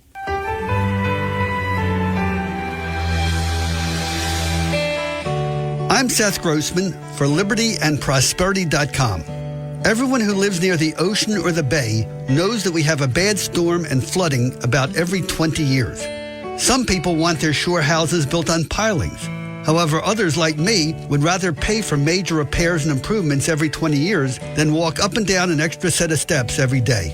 At one time, Americans were free to decide what kind of house we lived in, but not anymore. If you live in any shore town from Brigantine to Cape May, you may not get a permit for new bathrooms or new kitchen unless you first spend another $75,000 to raise your house 14 feet off the ground. Learn the details and what we can do about it. Visit libertyandprosperity.com. Help us reach more people. Join our weekly breakfast. Donate what you can to keep us on the air and online. libertyandprosperity.com. Thanksgiving done the right way, the B.F. Mazzio way. You do the meal, they'll do the rest. B.F. Mazzio, 601 New Road, Northfield, says that's the way to do Thanksgiving. B.F. Mazzio has plenty of holiday sides, including mashed sweet potatoes, stuffing, cranberry sauce, vegetable lasagna, stuffed mushrooms, eggplant parmesan, eggplant rollatini, and so much more. Check them out online at bfmazzio.com for a complete selection. Happy Thanksgiving from everyone at B.F. Mazzio. Oh, we should have conversations off the air. No, we shouldn't, because that'll take us off the air, all right? Talk with the Purpose is the show, and our number here in the studio is 609-407-1450. We'll get to these calls, and then I want to talk about this abortion issue and just a couple of thoughts on this as well. Let's talk to George in AC. George, good morning. You're on Talk with a Purpose. Good morning, John DeMasi. How are you? Good. How are you? I feel good. I'll be honest with you, I did oversleep. I usually am up much earlier than this, so I missed most of your show. Well, no, you got an hour and a half now, George. Well, here's the important thing now. I've always been very, very admiring of Linda and her calls and her opinions, but now I'm curious, what is it, God Almighty, what is it that Linda said that's got everybody upset? Well, she said that she would rather lose the election for the Republicans than win because they've altered their stance on abortion. And all I was saying was that the Democrats do a good job of scaring the people to think that they're going to take abortion away and they're going to take this away and they're going to take rights away. So we've got to amend that somehow and win the election. And all I said was, we got to win the election. And isn't that what it's about? So that's why a few people are up in arms about that. Well, I can understand that, and I wouldn't even want to change her opinion on that, because I know that she's very, very hard and fast in her feelings. And in fact, I agree with her in her feelings on the abortion issue. Okay, but I'm going to look at it at a different perspective for Linda and for everybody, I hope. I don't want to go down the road that the Democrats go, which is called incrementalism, where they just keep gnawing away at something gradually and ultimately get what they want. Okay? It was difficult enough after 50 years to get the ship going in the right direction with the most recent Supreme Court decision on Roe v. Wade. Yes. Okay? So that is something that, thank God, put a big break on what I consider to be murder in many instances. Okay? So, with that being said, the brake has been put on And that's the legislation and the decision that we have today. And so we got to go to the next step. And the next step is, like others have been saying, you've got to win elections. Okay, so if we don't moderate our position ever so slightly without losing our moral high ground on this issue, so now we've got a political problem. And we better solve that political problem. That's what I was. Election cycle. That's what I was saying. I was saying that exactly. And the art of compromise in politics is critical. Yes. Okay, so somehow or another, we don't have to compromise our principles on what we believe regarding abortion. But what we do need to do is take a reality check and clearly understand, like I think the gentleman from Brigantine that just said, you got to win elections. Yes, that's true. So if true. you don't win elections, well, good are you? Get more of the Biden, more of the Democrats, more of the race. They are race baiters. Yes, they stir the race pot. I mean, they are the party of the Ku Klux Klan. I mean, we've got to shift the emphasis on what the politics of today is about, and the politics of today is bigger, unfortunately. Unfortunately, it's bigger than what the Democrats have done with abortion. All right, have a good day. Yeah, you too, George. Thanks for the call. John in Ocean City. John, good morning. Welcome back. Yes. I missed your contest. I listened to this program on the computer that goes in and out, so I missed when you said it's a contest. I'm sorry about that. I have an idea for a contest. Now, a document was signed this year called the Declaration of North America, signed by our president, Sleepy Creepy Joe Biden, our commander-in-chief, the president of Mexico, Lopez Obrador, and the Prime Minister of Canada, Justin Trudeau. Name the date and month. The day and month. That'll be your contest. Just an idea, that's all. But anyway, when I say meet in the middle, I don't mean meet in the middle like some people might think, because, well, take the Civil War again, for example. Ulysses Simpson Grant said that the Southern fighting man was a man of Herculean valor. There was no guarantee that we were going to win that war. We lost 360,000 men. They lost 240,000 men. So actually, they were hellfighters. And with Robert E. Lee, who was actually, second only to George Washington as a military commander, they were fearful that the South would win. So General McClellan, who was finally replaced with Grant, he ran for president in 1864 with the promise of making a dividing line. The Mason-Dixon line would divide North from South to let the South have their independence. But understand, meeting in the middle is a little bit different from my viewpoint. My viewpoint is everything that seems right ends up being wrong. Whatever seems wrong ends up being right. We're in a topsy-turvy age, and holding on to the moral high ground is important for us, because ultimately we're going to lose elections anyway. Well, it's a rigged game. We can't play the Democrats' game because it's rigged. It's rigged in their favor. It is what it is.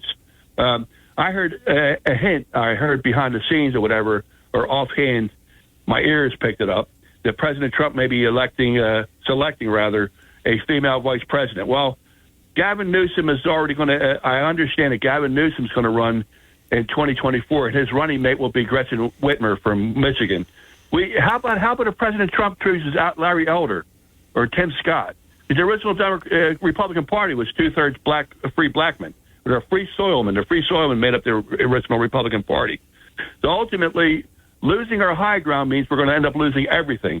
So yeah, we have to outthink these people. That's for sure, man. We ain't doing that good of a job at it either. But yeah, we have a lot. We have a great think tank here. We have people that are smarter than me call in. So it's good for me to hear all this stuff. Thanks for letting me call in a third time. Thanks, John. Thanks for the call. We're going to hold the calls. Greg and David, we'll get to you in a minute. I just wanted to talk about this abortion thing, and I had planned on talking about it. And then we got this flood of calls, and it just seems to dominate the show today. As I said before, as I see it, the biggest issue in the upcoming election is the abortion issue. And the Democrats have done a good job of making it that, and of putting fear into the people, fear that their rights will be taken away. And I wanted to point this out to you. Did you see where in Ohio They voted to amend the state constitution to protect access to abortion services. And that's in ultra-conservative Ohio. In Pennsylvania, the race for the Pennsylvania Supreme Court, a Republican, Carolyn Carluccio, was defeated by Democrat Dan McCafferty, where the main issue, I mean, this is incredible. The main issue in a Supreme Court race in the state of Pennsylvania was abortion. So Carluccio lost. She was the Republican. Here we go again. This issue of abortion, unless they change the message, the Republicans, that is, to convey that they are not, this is all I've been saying, they're not as extreme as the Democrats say they are. That's the issue. Unless they do that, it could come back to haunt them. And they've used it before. And look, if it works, keep doing it. That's all. They'll use it again. Be ready for the attacks. All Democrats, if Trump's the nominee, he's a crook, he's a liar, he's against civil rights. No, he's not. But yeah, people hear that, oh, yeah, he is. You know, sometimes they're like sheep. There was a race, and I maybe I've mentioned this before, there was a race for Philadelphia City Council, because, you know, when you watch TV, you get the Philadelphia ads. Don't vote Republican. They are the extreme party of President Trump. This is a city council, Philadelphia. What does Trump have to do with that? Nothing. But they mention it, and people say, you know, those that are on the fence, oh, yeah, he's right. Yeah, he's extreme. So that's all I'm saying. This message has got to be set up so that, no, I'm not for abortion. That's not what I'm saying. You've got to win elections. The point of this is winning. You hear it in sports. You hear it all over. If you don't win, what good are you? That's it. You're just a party of nothing. So the Republicans have got to change. They've got to amend this message, and that's all I'm saying. 609-407-1450 is the number here in the studio. Coming up on a break, and then Greg, and then David in California, and maybe you at 609-407-1450. I'm John DeMasi, coming back with more Talk with a Purpose in just a moment. When it comes to you and your family's financial wellness, there are so many things to talk about. We could go on forever. To help guide you along the way, Joe Yakovich has written a book called The Heart of Your Money, Inspiration for Financial Wellness. In the book, Joe talks about longevity, inflation, retirement surprises, and many other topics. For your free copy of The Heart of Your Money, call the office of Joe Yakovich at JML Financial at 856-751-1771 or email Joe at jyakovich@brokersifs.com. For over 37 years, Joe Yakovich has been helping families throughout the area navigate the difficulties of a sound financial plan.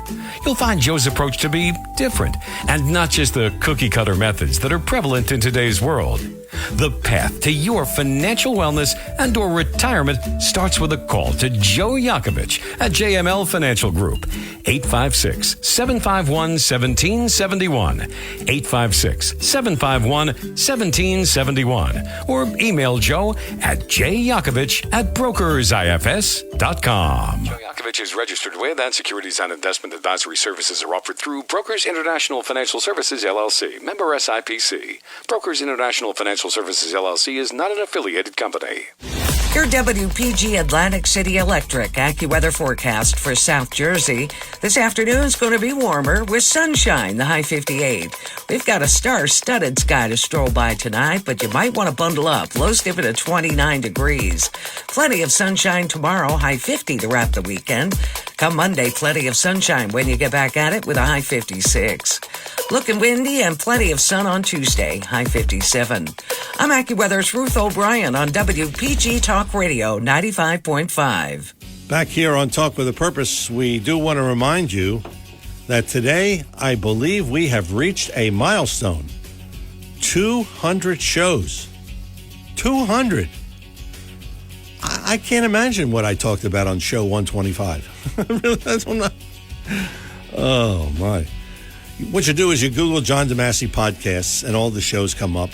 There are now 200 of them. Whoa. We should have like a contest. Listen to all the shows and what did I say on show 134? Oh, so just Google John DeMasi podcast and all the shows come up. 609-407-1450, Greg and Apseek. And Greg, good morning. Welcome to Talk with a Purpose.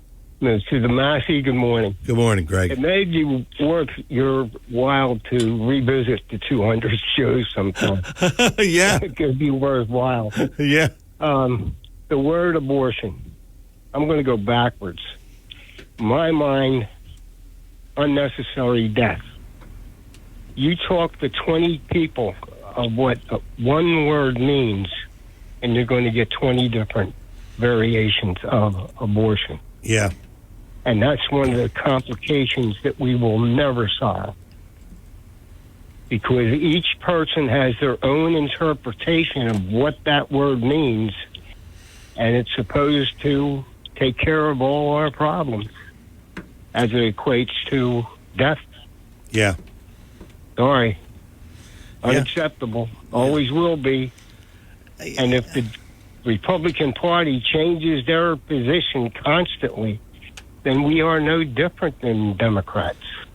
I didn't mean change it. I mean, just amend it so that the Democrats can't say, "Oh, they're taking your rights away. They're the party of abortion, and they're the party of, or they're against abortion, and they're going to take away your rights, and they're going to take away this, and they're going to take away that." They scare the people. That's what I'm saying. That's the biggest problem is the word has so many variations of interpretation by people. It's almost impossible. Yeah. When the bottom line is the ultimate result of it. Yeah. Under all circumstances, it equates to unnecessary death. Yeah, that's true. And each is entitled to their own opinion. But when one subject is dictating the direction of a country, something wrong there. Yeah. Something's got to change. And it may not be just the Republicans.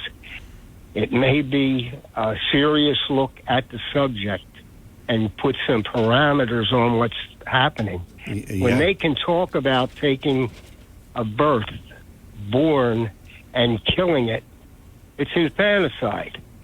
There were words created for a reason, and it was supposed to stop you at a point and to say, that's not acceptable. It's unacceptable to any civilization.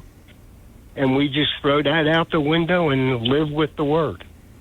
And anybody's interpretation of it is acceptable. Not so.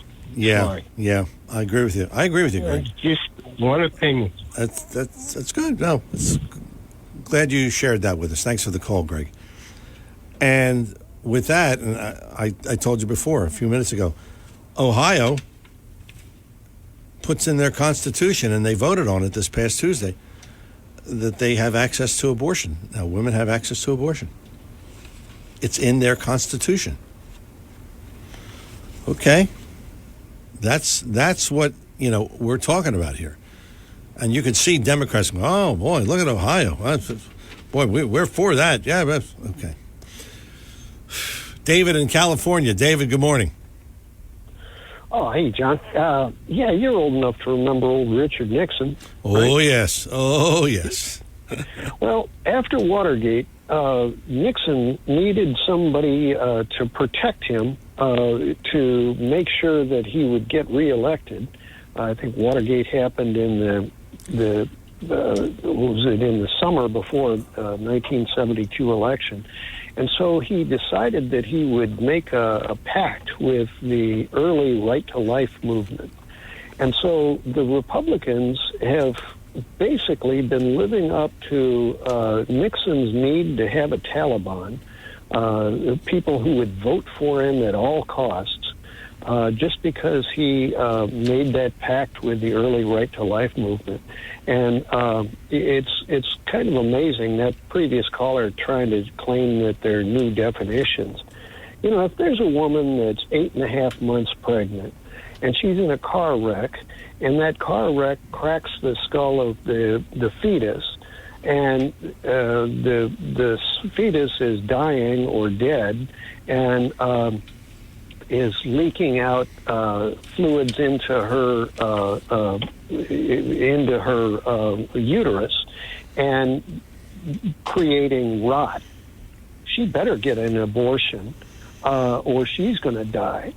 But the no abortions for any reason crowd, have no desire to allow her to live. They just want to win at all costs. And it's sad, because they would allow a woman to die when, she has a car wreck. So it's a sad thing, and we can blame it all on Nixon. But that's not the reason I called. You're probably keeping up with, in Colorado, they're trying to take Donald Trump off the ballot. Yes.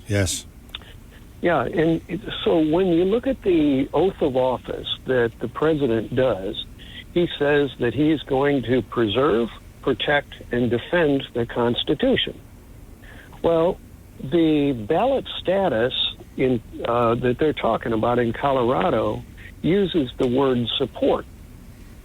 And Donald Trump has actually got the gall to claim that he didn't use the word support, and so he's not obligated to support the Constitution, and that they actually submitted, part of their briefs to that hearing, claiming that Donald Trump doesn't need to support the Constitution because it wasn't in the oath of office.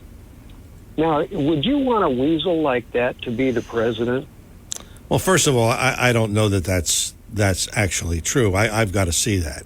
It's easy to find. Yeah. I got to see that. No, I wouldn't. But I don't think he said that. I really don't. I mean, because that would be stupid to say I don't want to support the Constitution. His attorneys submitted documents to say that because the word support is not in the oath of office, that he does not need to support the Constitution. His pledge was to preserve, protect, and defend it, but not support it. I mean, that's the kind of crap that's passing for government in this point. We the people had a Constitution. We the people kicked out a king. We the people beat the most powerful king in the world in 1776. And now we're down to a phony rich guy, a guy that basically pretends to be rich and isn't even. And it's kind of indicative of, what people are able to put up with this corrupt Supreme Court that tells us that we can allow bribes to be handed out to politicians as campaign contributions. They can be secret money, which used to be called a bribe, but the secret money is now legal to give to politicians, and that they can now use all sorts of weaselly lawyers to tell us that supporting the Constitution is not in the oath of office, so they don't need to support it. No, that's where we're down to. And, Clarence Thomas, Harlan Crow, we've got to start boycotting every one of these crooked politicians. Harlan Crow owns land in Maine.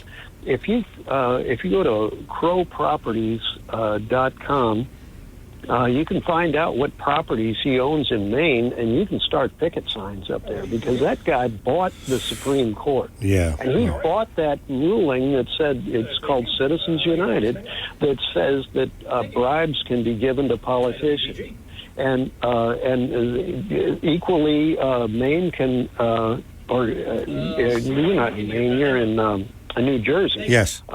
You've got plenty of Trump interaction with New Jersey. That guy has lost his business license in New York, and he's going to try to sell those properties to any fool that'll buy it. He's going to try to weasel out he's going to try to sell his properties before they really clamp down on him. And so I would urge people not to touch them, because you're going to be, the deed, the transfer of the deed is going to call you an organized crime figure if you're dealing with an organized crime figure like Donald Trump.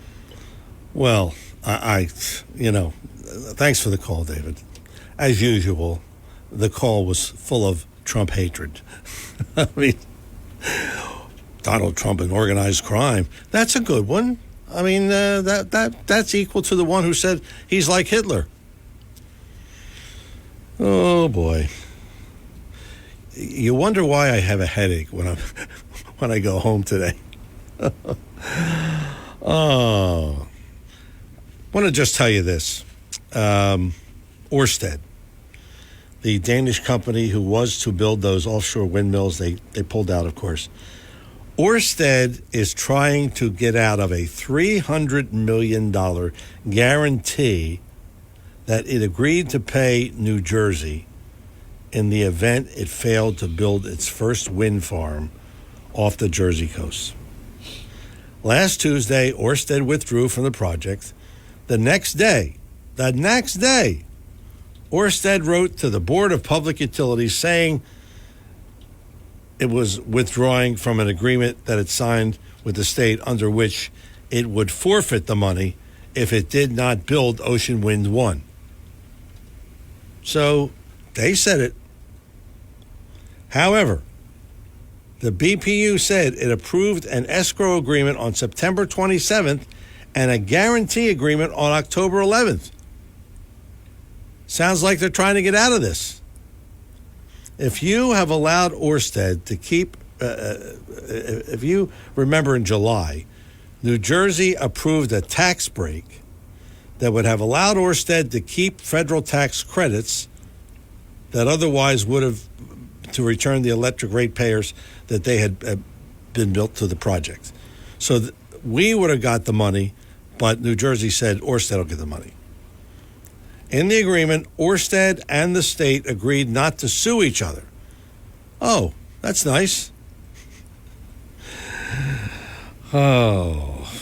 On Monday, Governor Murphy angrily stated that his administration would hold the company accountable to its cancellation obligations. We will see where this goes. But Ørsted, I don't know. We'll see what happens. But I'm not surprised. Are you? No. Talk with a Purpose is the show. Saturdays 9 till noon, WPG Talk Radio 95.5. I'm John DeMasi. We'll talk to Eric and Margate, and maybe we'll talk to you at 609-407-1450. Joe Yakovich warming up in the Talk with a Purpose bullpen, and he's getting ready to bring his fastball and his curveball and his slider and all of those things to the table at 11 o'clock. We're coming back after these words. When it comes to you and your family's financial wellness, there are so many things to talk about. We could go on forever. To help guide you along the way, Joe Yakovich has written a book called The Heart of Your Money, Inspiration for Financial Wellness. In the book, Joe talks about longevity, inflation, retirement surprises, and many other topics. For your free copy of The Heart of Your Money, call the office of Joe Yakovich at JML Financial at 856-751-1771 or email Joe at jyakovich@brokersifs.com. For over 37 years, Joe Yakovich has been helping families throughout the area navigate the difficulties of a sound financial plan.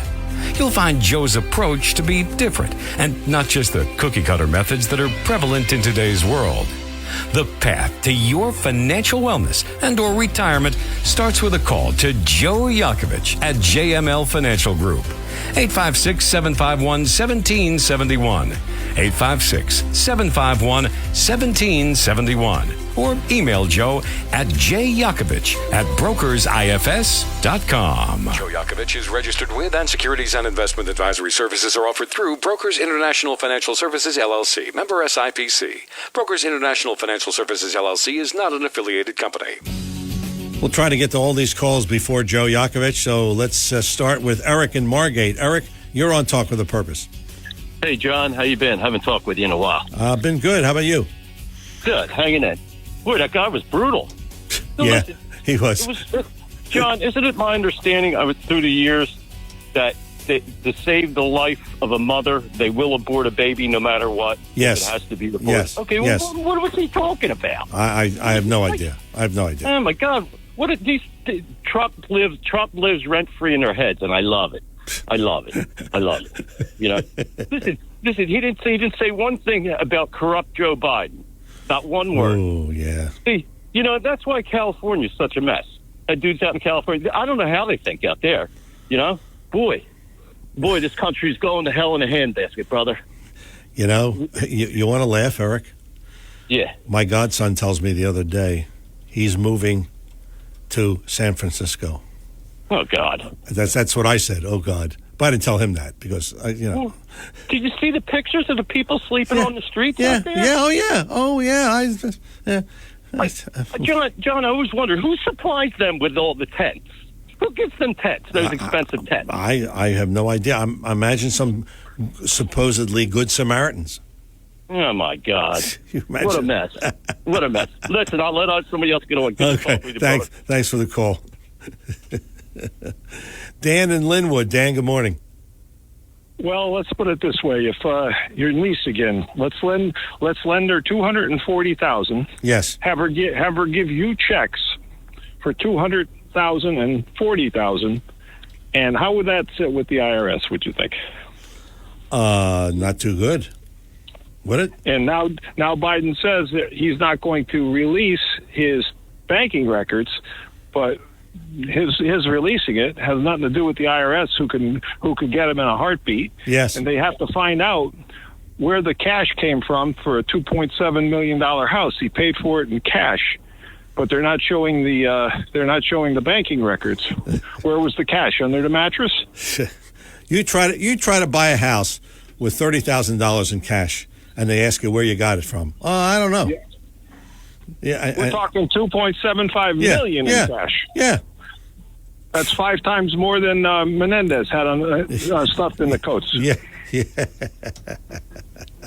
Well, it's got to come to a head here somewhere. And being a veteran, I don't like the idea of 50 attacks, some brain injuries to our soldiers in Iraq and those bases. 50 attacks now, and the retaliation is you hit a warehouse. Yeah, that's pretty bad. Yeah, it's pretty bad. Now, if the guy who hates Trump, if that happened under Trump's watch, there'd be no warehouse. He'd be going after the head guys again. That's right. And he'd be going after infrastructure, and he would those oil tankers would stop right in their tracks. They'd be stopped. Yeah. They'd cut off their supply of revenue, but this guy doesn't have the guts to do it, Biden, or unless he's in with them. So it's either one. Yeah, well, that's probably a little bit of both. You know, well, if somebody hands you $6 billion, I would consider them a friend. Yeah, I would too. A really good friend. Yeah, and let the oil flow instead of having maybe less than 500,000 barrels. You have closer to 2 million barrels in the revenue stream of Iran, and we cut our revenue down. We don't export anymore. It's killing the country, and it seems that we're taking care of our enemies instead of our friends. You're right. Dan, thanks for the call. John, real quick. John in Ocean City. You got 2 minutes. Yeah, I got to refute Callie Daves. Boycott Clarence Thomas, Callie. Is that what you want to do? And yes, he has it backwards. That is per usual. No, it's not abortion to win elections. We'll stand against abortion even if it means losing an election. And actually, it was actually Vice President Biden who was at a Council of Foreign Relations meetup who said, unless Poroshenko takes Viktor Shokin off the case of going against Burisma, of which Hunter Biden was a part of, he will not get the billion American taxpayer monies. That's as corrupt as hell. And also is Devin Archer, who has actually been indicted in Ukraine for misuse of funds in Burisma, the oil and gas company in Ukraine, who has not done a day in jail. Biden says he never met up with him. He's been seen on golf courses with him and nightclubs with him, but he didn't know the guy. So if anybody's a lying crook, it's sleepy, creepy Joe Biden. Thanks for letting me call in. Thanks, John. On that note, sleepy, creepy Joe Biden. Hey, that's a good campaign slogan, you know? Oh, can't make this stuff up, can you? It is Talk with a Purpose every Saturday, 9 till noon, WPG Talk Radio 95.5. I'm John DeMasi. Joe Yakovich is ready. He is ready to go. And he's going to talk to you in the next hour, and we'll straighten out our finances just in time for the holidays, all right? And the number, of course, 609-407-1450. I'm John DeMasi. It's hour number 2 in the books. Wow, this is really flying by, this show. Hour number 3 on the way with Joe Yakovich. Don't go away.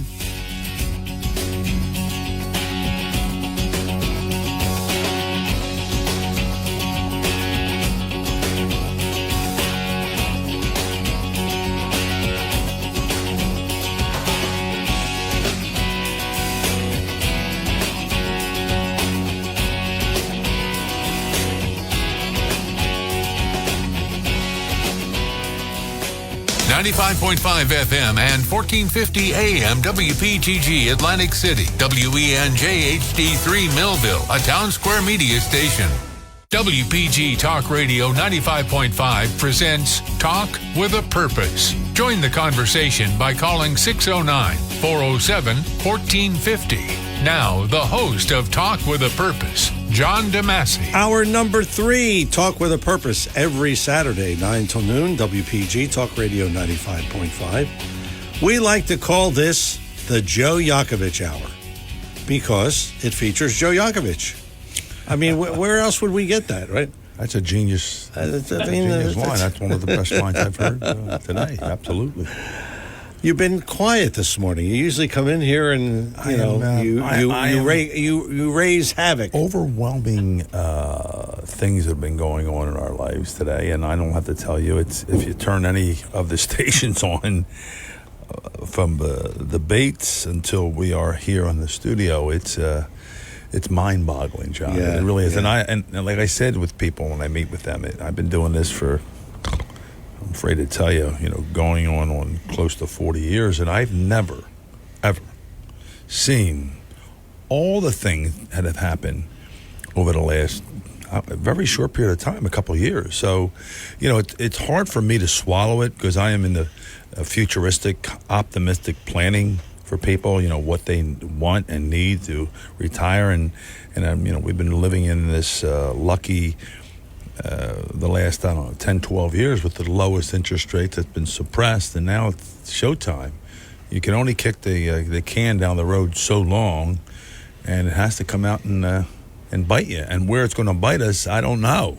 You're talking about the cars situation. You don't know what to pick, and the pricing of cars. 3-4 years ago, different animal. You're 1% interest rate. Now you're at 5, 6, 7, 8% interest rate. So everything has changed dramatically. And it's hard to try to share with people when you're speaking with them about what the best strategy would be.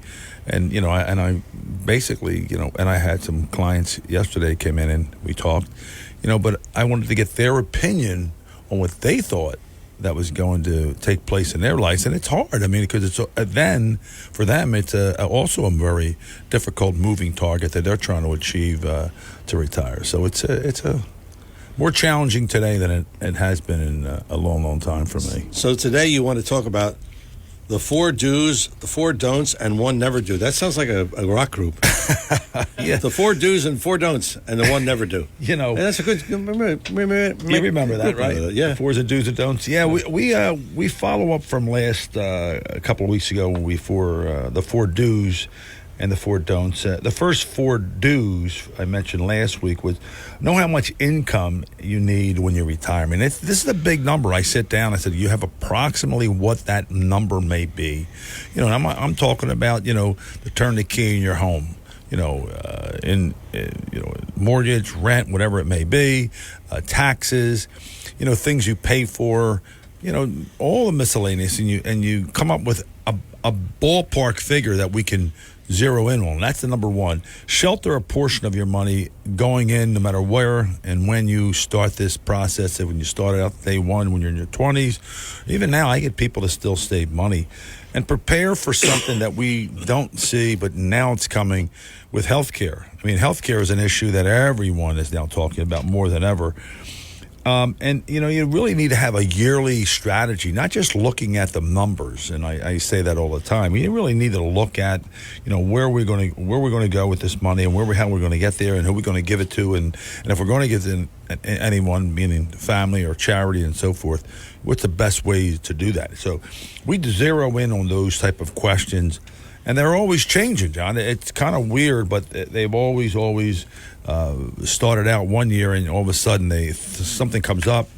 You know, it could be a divorce, a marriage, a death. You know, somebody, whatever. We want to be able to be in tune with that. So that's our biggest concern, to determine the changes and make those changes in retirement, and stay on track with that.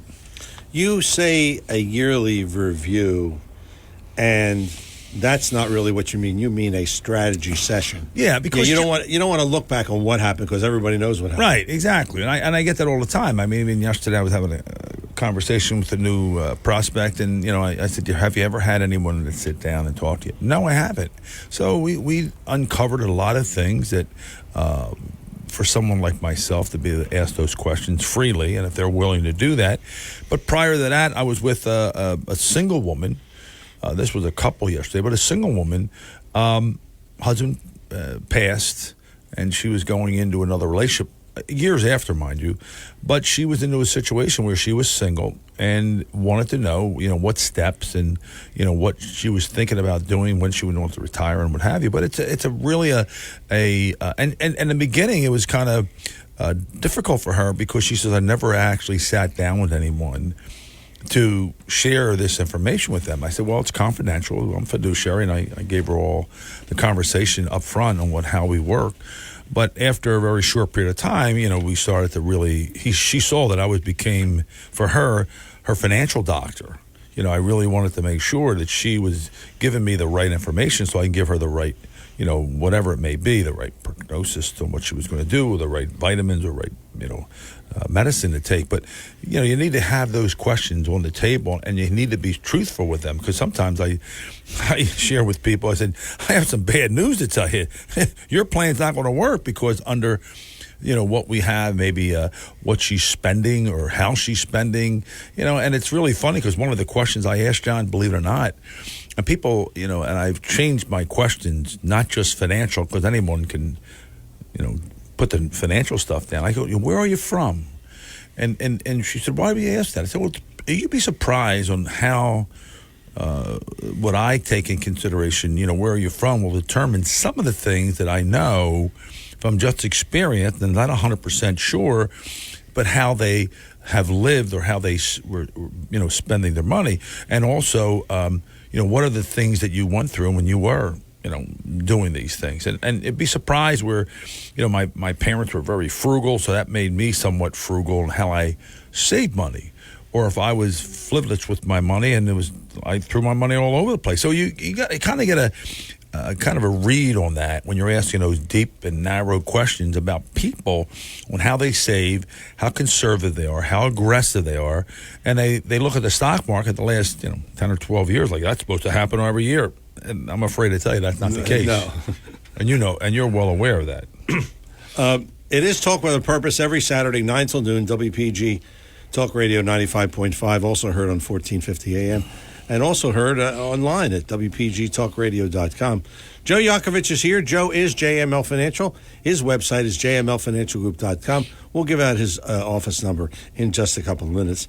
But he's ready to talk to you at 609-407-1450. If you have a financial type question or anything pertaining to finances, 609-407-1450. We did the do's. Now we're going to do the don'ts. Right.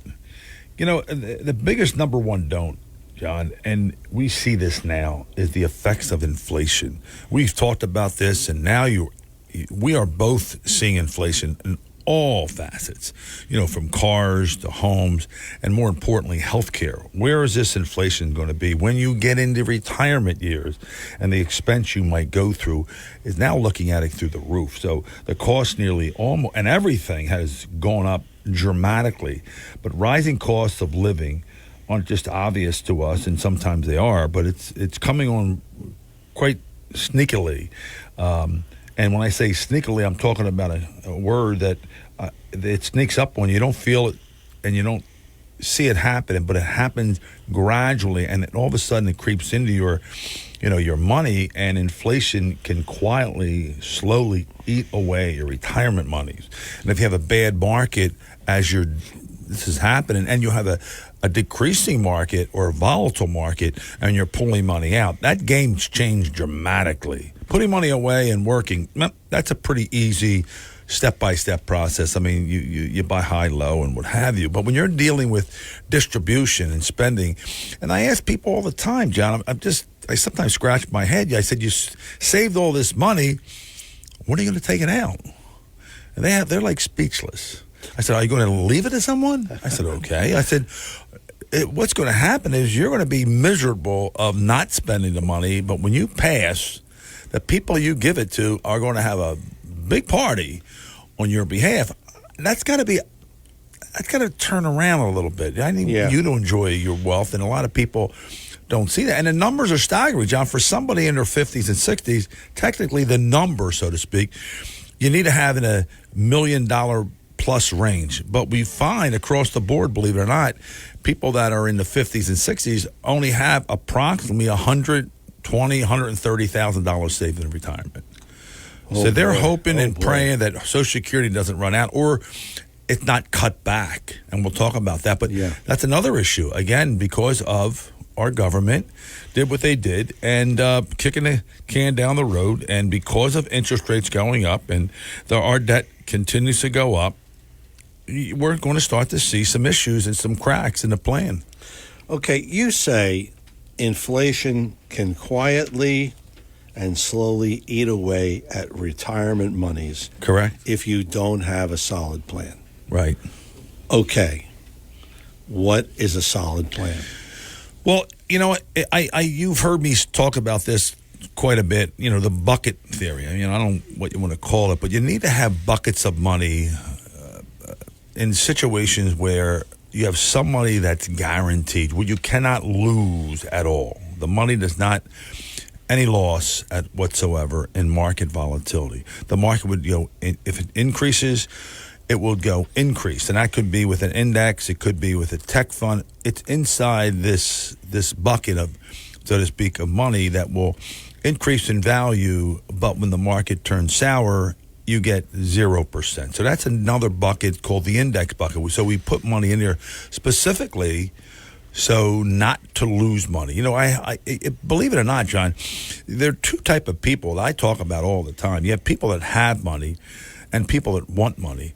But if you ask people that have money, and I deal with wealthy people, average people, people that, you know, have a lot of debt, have no debt, and the number one thing that people that have money, their number one concern is, Joe Yakovich, I do not want to lose any of this. I don't want to lose my money, and I don't want to lose my family's money through an inheritance. So that's the first concern of mine, is not to have that person lose money.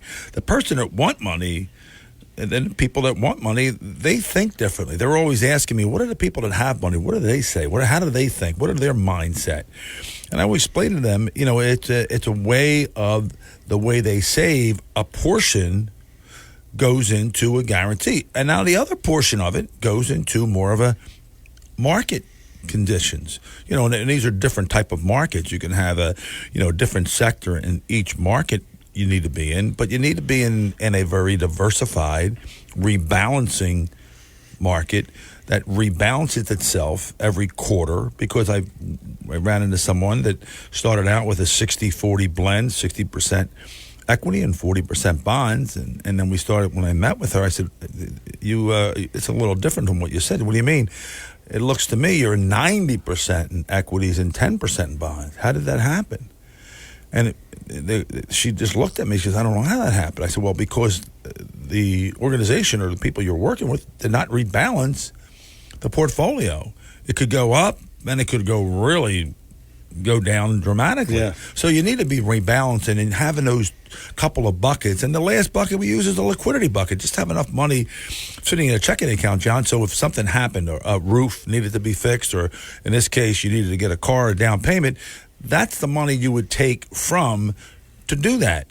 But the other two buckets should be pretty much set in stone, where you can, and to me, I do it all the time, and you know what I'm talking about. You go to the casino, if you make a score, well, you don't throw it right back on the table. You take a little bit off the table, what you came with, you put that in the guarantee bucket, and you keep on playing with the house's money. Yeah. And that's kind of where we are today, because it is a issue of volatility is starting to really pick up substantial steam, and that's our biggest concern with people, talking to them. Okay, so we kind of did don't number one. How about don't number two?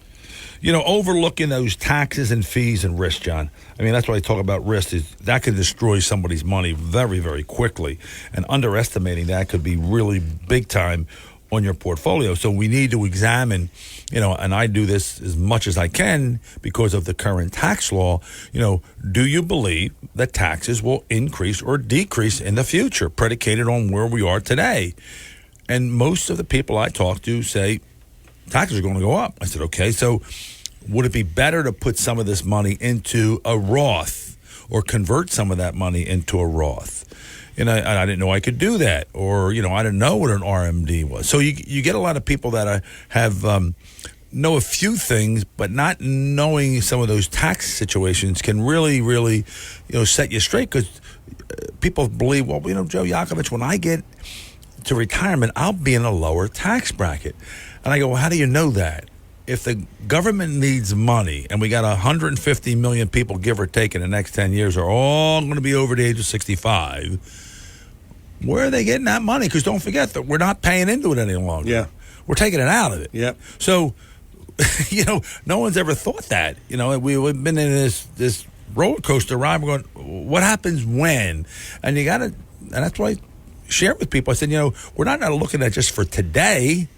We're looking for stuff in the next 5 to 10 years from today. And there's the really, futuristic, and looking at what we have in front of us. Forget politics for a minute, but what the math tells us, it's not showing up in our favor, the American public. So we need to make some changes so people do not lose, but also able to take advantage of the market also at the same time. We're going to get into the other don'ts and some other things, but just want to take this time to remind everyone that Joe Yakovich has a couple of books, and the other one, Debt Free for Life. Mm-hmm. So there's all kinds of books. Why don't you name the books that you have? The Debt Free for Life book, John, it really taken off for us, because we are now, we're realizing and studying this with my son. People have a lot of debt, John. It's really wild when I ask people, because I usually, when I'm talking to people, debt never comes up as a conversation. So we put a book together called Debt Free for Life, where we can, and every person's entitled to it. If you have a friend or you yourself are in a situation of debt, the book is probably a 30-minute read, and it really lays out what debt snowballing is. You look it up, debt snowballing, and that's kind of what we go after. We make sure you not only get rid of your debt, but we want to make sure you have money left over of that. So we really focus on that. Bulletproof Your Retirement is a sequel to the book we talked about and had the radio show on, Heart of Your Money. And we focus on, again, John, inflation, taxes, concerns of distribution, longevity. Nobody's ever thought, John, people are going to make it to 100. It's really ironic because people are living much longer. Longer you live, cost you more. And if inflation continues, your lifestyle starts to decrease. That's not the game plan that you want into, but if you don't plan properly or have a game plan enforced, you're in trouble. You are in trouble. There's no question about it. And if they say to you, we're going to cut your Social Security back by 70 or 25%, how will your lifestyle change? And you'll see this in the Generation Xers and Millenniums. Their concern are, and you could see this happening, with student debt. Now, John, student debt hinders the individual to save money. That's a whole other so you can understand? of worms. Yeah. You got it. So I'm incorporating that conversation when I'm having it, and I'm also incorporating something else that no one's ever talked about, and I'm starting to see much more. It's that when I'm asking these deep questions, I find things out that I don't know. I don't even want to know, but yet it comes out. They say things to me like, one of my children have a problem with drugs, or he's on hooked. Ooh. And now you say to yourself, how are those parents dealing with that? Because it's going to cost them, and they're going to start to take money out of their savings to pay for these things for their children. This never happened before, John. John DeMasi, it never happened in my life. But I'm having those deep conversations that we can help you. We can put plans together. We can do a trust, whatever it may be. I'm here to speak to the majority of people that I speak to every day, and I hear it and see it, and it's not just the first time I'm taking this ride with them. I do it myself. I see it myself. I have family members, other family members deep inside my relationships that have issues with their children, and it boggles my mind and how they're dealing with it. It really, they're spending big bucks for these services. So yeah, I know. People don't even know. We did like hundreds of shows on that. Oh, yeah. I can imagine. Absolutely. Yeah. Okay, we are coming up on a break. It's Joe Yakovich Hour. That's what it is here on Talk with a Purpose. Every Saturday, 9 till noon, WPG Talk Radio 95.5. I'm John DeMasi with Joe Yakovich. And if you have a question for Joe, or you have a financial plan that you're not sure is the right plan, 609-407-1450. That's our number here in the studio, 609-407-1450. Joe and I return. More Talk with a Purpose in just a moment. Thanksgiving done the right way, the BF Mazzio way. You do the meal, they'll do the rest. BF Mazzio, 601 New Road, Northfield, says that's the way to do Thanksgiving. BF Mazzio has plenty of holiday sides, including mashed sweet potatoes, stuffing, cranberry sauce, vegetable lasagna, stuffed mushrooms, eggplant parmesan, eggplant rollatini, and so much more. Check them out online at bfmazzio.com for a complete selection. Happy Thanksgiving from everyone at BF Mazzio. Joe Yakovich is registered with, and securities and investment advisory services are offered through Brokers International Financial Services, LLC, member SIPC. Brokers International Financial Services, LLC is not an affiliated company. When it comes to you and your family's financial wellness, there are so many things to talk about. We could go on forever. To help guide you along the way, Joe Yakovich has written a book called The Heart of Your Money, Inspiration for Financial Wellness. In the book, Joe talks about longevity, inflation, retirement surprises, and many other topics. For your free copy of The Heart of Your Money, call the office of Joe Yakovich at JML Financial at 856-751-1771 or email Joe at jyakovich@brokersifs.com. For over 37 years, Joe Yakovich has been helping families throughout the area navigate the difficulties of a sound financial plan. You'll find Joe's approach to be different and not just the cookie-cutter methods that are prevalent in today's world. The path to your financial wellness and or retirement starts with a call to Joe Yakovich at JML Financial Group, 856-751-1771, 856-751-1771, or email Joe at jyakovich@brokersifs.com. Back here on Talk with a Purpose, Joe Yakovich is available during the week. You call him at 856-751-1771.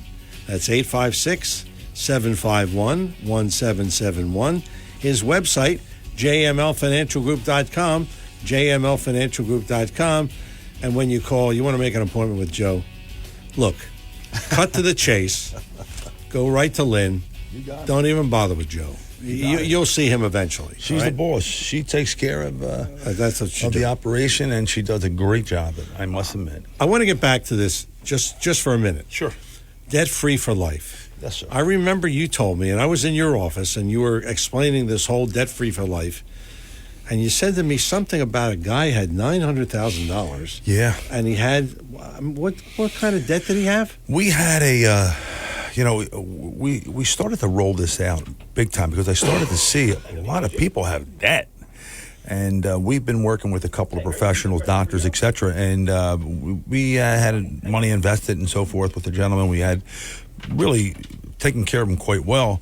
And all of a sudden, and I asked him, I said, how much debt do you have? And he said, he looked at me, and I don't think he was preparing to answer me because I was like, never had to go into a deep conversation about debt. And he said, I have $932,000. I went, excuse me? What? And this guy's in the 70s. I go, $932,000. Whoa. Let's go back here. And then he laid it out for me, what he has in debt. He had some, he was paying for his one son's mortgage, a couple of car payments, and also helping him out on the student debt. That's another, again, you see what's happening. Parents are helping out and taking money out of their own savings account to help their children. So this is not the first person. Well, to make a long story short, John, when I sat down with him and we looked at it, and don't forget the plan was it almost ready to be completion of what we're doing. So we're ready to complete the plan upon completion of the plan, but we're still a couple pieces we were still missing. And when this is the last piece, and I said, listen, you got this much debt. It's going to take you 19 and a half years or so to get out of debt. And your effective interest cost. Now, this is not a fancy word, John, but we all calculate this for everyone. What does it cost you? Not just the amount you pay or amount that you owe. We take that amount that you owe and the amount you pay, you divide those two together, and you get what they call a effective interest cost. This is what the banks and lending institutions are making, which we'll talk about a little later. But understand, in his case, it was close to 38%. And I said, are you receiving 38% of any of your investments on a continuous basis? He says, no. I said, well, we need to address that immediately and get you out of that situation as quick as possible. What we did was we put our plan together. We used the SDIC account, which we use as a special design insurance contract, and we got him out of debt in 8.5 years. 8.5 years so versus you cut it more than half. Correct. So what he was paying to the banks and the lending institutions for the amount of debt he was paying, done. So that gives him, for me, in my brain, and him also in his brain, like, wow, you just took a lot of stress off my shoulders that I had that I didn't mention, but you can kind of, when you see that happening in front of somebody and you experience that with that individual, it's pretty miraculous. I mean, it really is. It's exciting for me to see the person not only understand it and say, wow, you really are going to really move, my operation or my way of thinking differently. And that's what I did. I showed him the numbers. I showed the math. And it was an easy, conversation to have after that. But the first and hardest part is what we tell people all the time. Go on our website at JML Financial Group, and you will see Debt Free for Life and learn a little bit about this before you speak with me or call me. You'd be surprised what you'll not only know, but I would be more than happy when I meet with you, even over the phone before I meet with you. I'll give you the book. So it will take you 30 or 40 minutes to read. So when you come in the office or we have a Zoom, and we do now Zoom meetings all the time, it's surprising, John. And that's what I love about this business. I will not have to, like I used to, actually, and I still do, meet people face to face. I can do this, what I'm sharing with you, all over the country in my own comfort of either my office or my home with a Zoom, on the computer, and really put people through a step-by-step process how we can get them out of debt in half the time and have a bunch of money left over for them to do whatever they want. If they want to buy more real estate, they want to, take care of their kids' education, or they want to just use the money for retirement, that's their option. Okay, we're going to go to the phones. Greg and Absecon. Greg, you're on with Joe Yakovich. Good morning, Greg. Mr. Damasi, good morning. Mr. Yakovich, good morning. How are you? Here's the question. Doing well. Social Security. Yes, sir. This is my understanding of it. A handshake was made many, many years ago that they were going to save money. We were going to give them money to save for us for eventual retirement. Correct. We find that the lockbox is full of IOUs. Yes. We have an influx of people coming into the country. We're up to, 8 million. Yeah. And the first thing they look towards is, well, we're going to start giving them Social Security. That's El Presidente doing that, apparently, or trying to. I'm now involved with people that say, no, that's not going to happen. And we're fighting it. Where are we in reality as far as Social Security, honestly? They call it a benefit. It's not a benefit. It's a bank account that was established for citizens, by citizens, that was managed by the government, which apparently they're not doing a very good job of managing it. What redress do we have when they start cutting it? Well, I will say to you, you are point on. And you've heard many conversations numbers of years ago to actually put some of that into an index or the stock market. So that was it seemed like a good idea, but who was going to do it? Again, and you're absolutely right. They've been kicking this can down the road. Now, to us, you're going to start to see this in not too foreseeable future.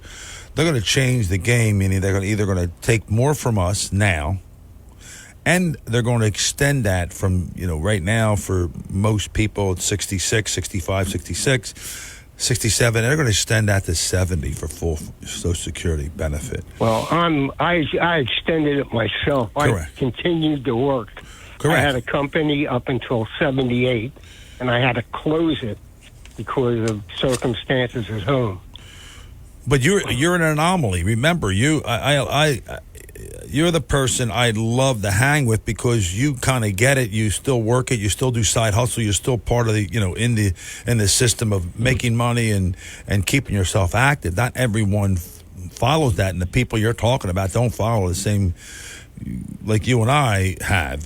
For us, some of us don't have a problem of continue to do what we do because we love what we do, and that's a whole side conversation. Exactly. I always talk to people all the time. I was talking to a gentleman yesterday. I said, and that's the new groovy word now. It's called side hustle. We got a second job. No, it's called a side hustle. I think that's a cooler word than saying we got a second job.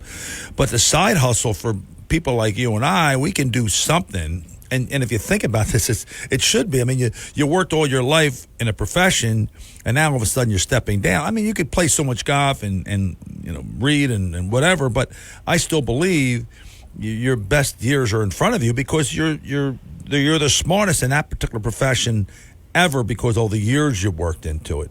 So for me and for you, people like you, working longer is a good thing if their health can substantiate that. But getting back to what you're saying, they are talking about, and don't kid yourself, in the next 10 years to cut this bad boy back at least 25%. So don't be shocked of them doing it. Number one, they're going to tax it. Now they're taxing it 50%, 85%. They're going to tax it 100%, or they're going to raise the minimums. What we're paying right now, both, an employer and employee, you split that cost up, but that's going to be risen. So there's a number of ways to keep it going.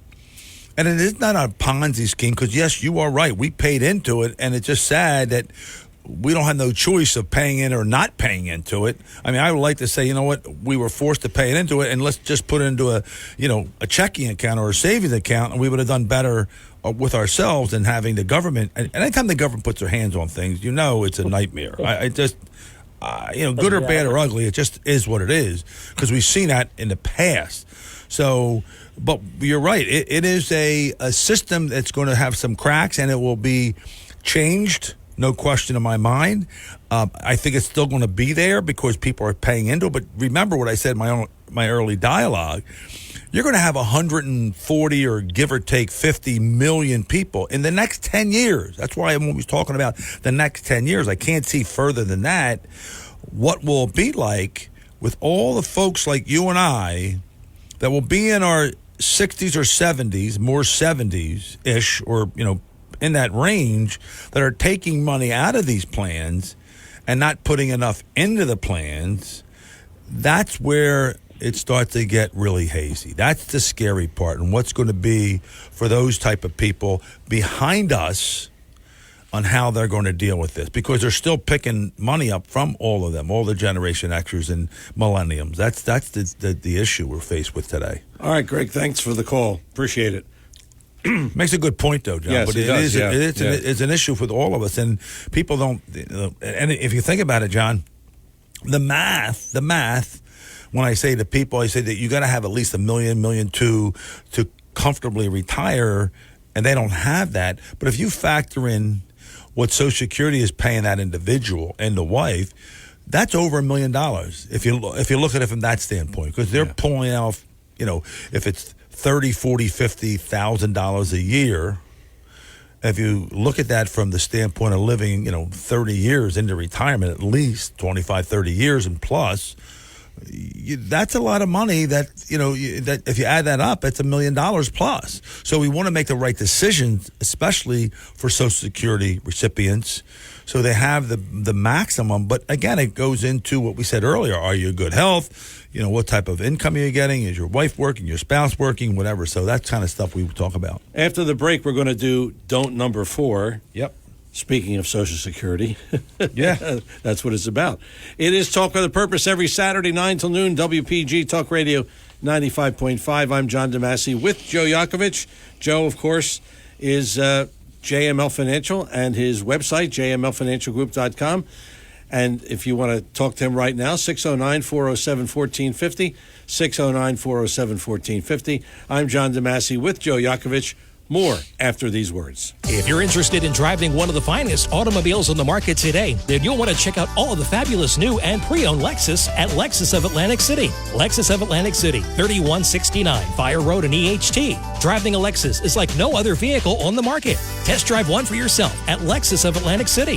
Whether it's new or pre-owned, you'll be more than satisfied. In fact, Lexus is consistently #1 when it comes to customer satisfaction. Visit Lexus of Atlantic City, 3169 Fire Road in EHT. Or you can check out their outstanding selection of new, pre-owned, and L-certified pre-owned vehicles on their website, lexusofatlanticcity.com. That's lexusofatlanticcity.com. Or if you want more information, call 609-641-0008. Lexus of Atlantic City, now celebrating their 26th year in the area. A dealership that you'll enjoy. No pressure, no gimmicks, no hassle, no hype. Lexus of Atlantic City, 3169 Fire Road in EHT. And remember, always online at lexusofatlanticcity.com. Your WPG Atlantic City Electric AccuWeather forecast for South Jersey. This afternoon's going to be warmer with sunshine, the high 58. We've got a star-studded sky to stroll by tonight, but you might want to bundle up. Lows dipping at 29 degrees.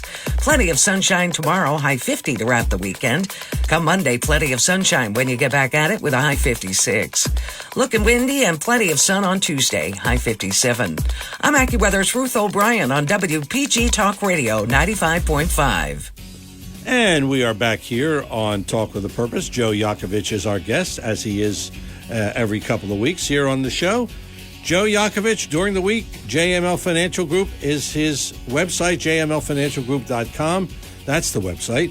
And if you want to reach him, you just call 856-751-1771. You want to make an appointment to sit down with Joe. He'll do it over Zoom. He'll do it over the phone. He'll do it in person. Whatever you want, he'll do it. But it's important that you really meet him to go over your situation, and you'll find out how you can improve it. 856-751-1771 is his number, 856-751-1771, and it is Joe Yakovich, jmlfinancialgroup.com. It is Talk with a Purpose, and Joe is our guest here every Saturday. We're here 9 till noon, WPG Talk Radio 95.5, 609-407-1450. We're going to go over this don't number 4. The last one to don't. And we were talking about Social Security, and you're going to give a statistic, and I'm reading this, but I don't believe it. I mean, this is incredible. So why don't you go over Well, this? you know what? People really don't believe it because, and unfortunately, you can't ask the people from Social Security. They're not allowed to give you the information. And what happens is people ask their friends, the lady at the church, someone at Starbucks, the Wawa, and that's not the way you're supposed to. Every person, it's completely different than the other folks that I talk to. But according to Forbes magazine, John, 96% of Americans make mistakes in filing. For those making mistakes, the average cost for them is $111,000 over retirement. Now, I mean, think about what I'm saying to you. So our concerns is how do you shelter your money to grow? And with Social Security, picking the right one. Are you healthy? Do you have longevity in your family? What are you making? What is your spouse making? Is your spouse still alive? And is she divorced? I mean, there's so many different variables when you're dealing with Social Security. The gentleman before, Greg, we're big believers of taking it 70. I mean, that's the maximum you're able to achieve from Social Security because it gives you an 8% increase from someone taking it at 66 or 67 and taking it at 70. Will it be around? Absolute. And how much? I don't know how they're going to cut this, but again, it's going to cost us more money to have Social Security. So again, it's protecting us against the rising costs for health care. That's why I asked or make suggestions, take Social Security later so some of these inflationary situations they're going to be faced with is covered at the maximum. So we're big believers of taking all these factors in, John, and making sure one of the factors of taking and maxing out Social Security when they get into retirement and looking at all the variables that deals with it. Okay, we got a phone call from your buddy, John in Ocean City. John, good morning. You're on with Joe Yakovich. Finally, John, here. You're a little late, John. I'm going to deduct you. I'm going to put a little deduction next to your name, a little check off that box. I'm on your S. It ends with a T list. I'm going to put you on this. I'm going to put you on the on the bench for a player too. So go ahead, shoot it, baby. Okay, now.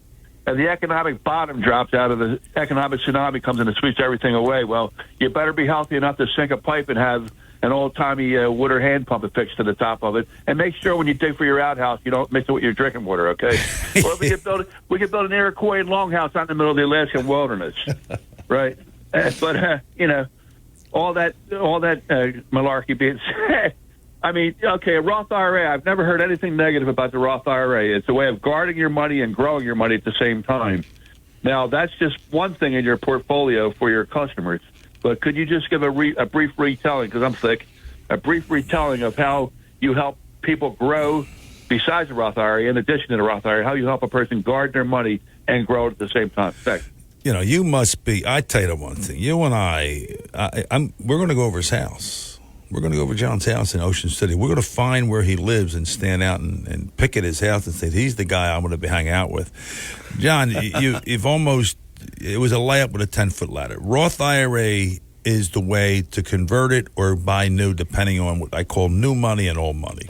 New money is what you're putting away each and every year. Old money is old money you have in 401ks, 403bs, deferred comps, et cetera, et cetera. You can convert to a Roth. And if you do convert to a Roth, John, just understand something. You pay the tax now because of it's ordinary income tax to you.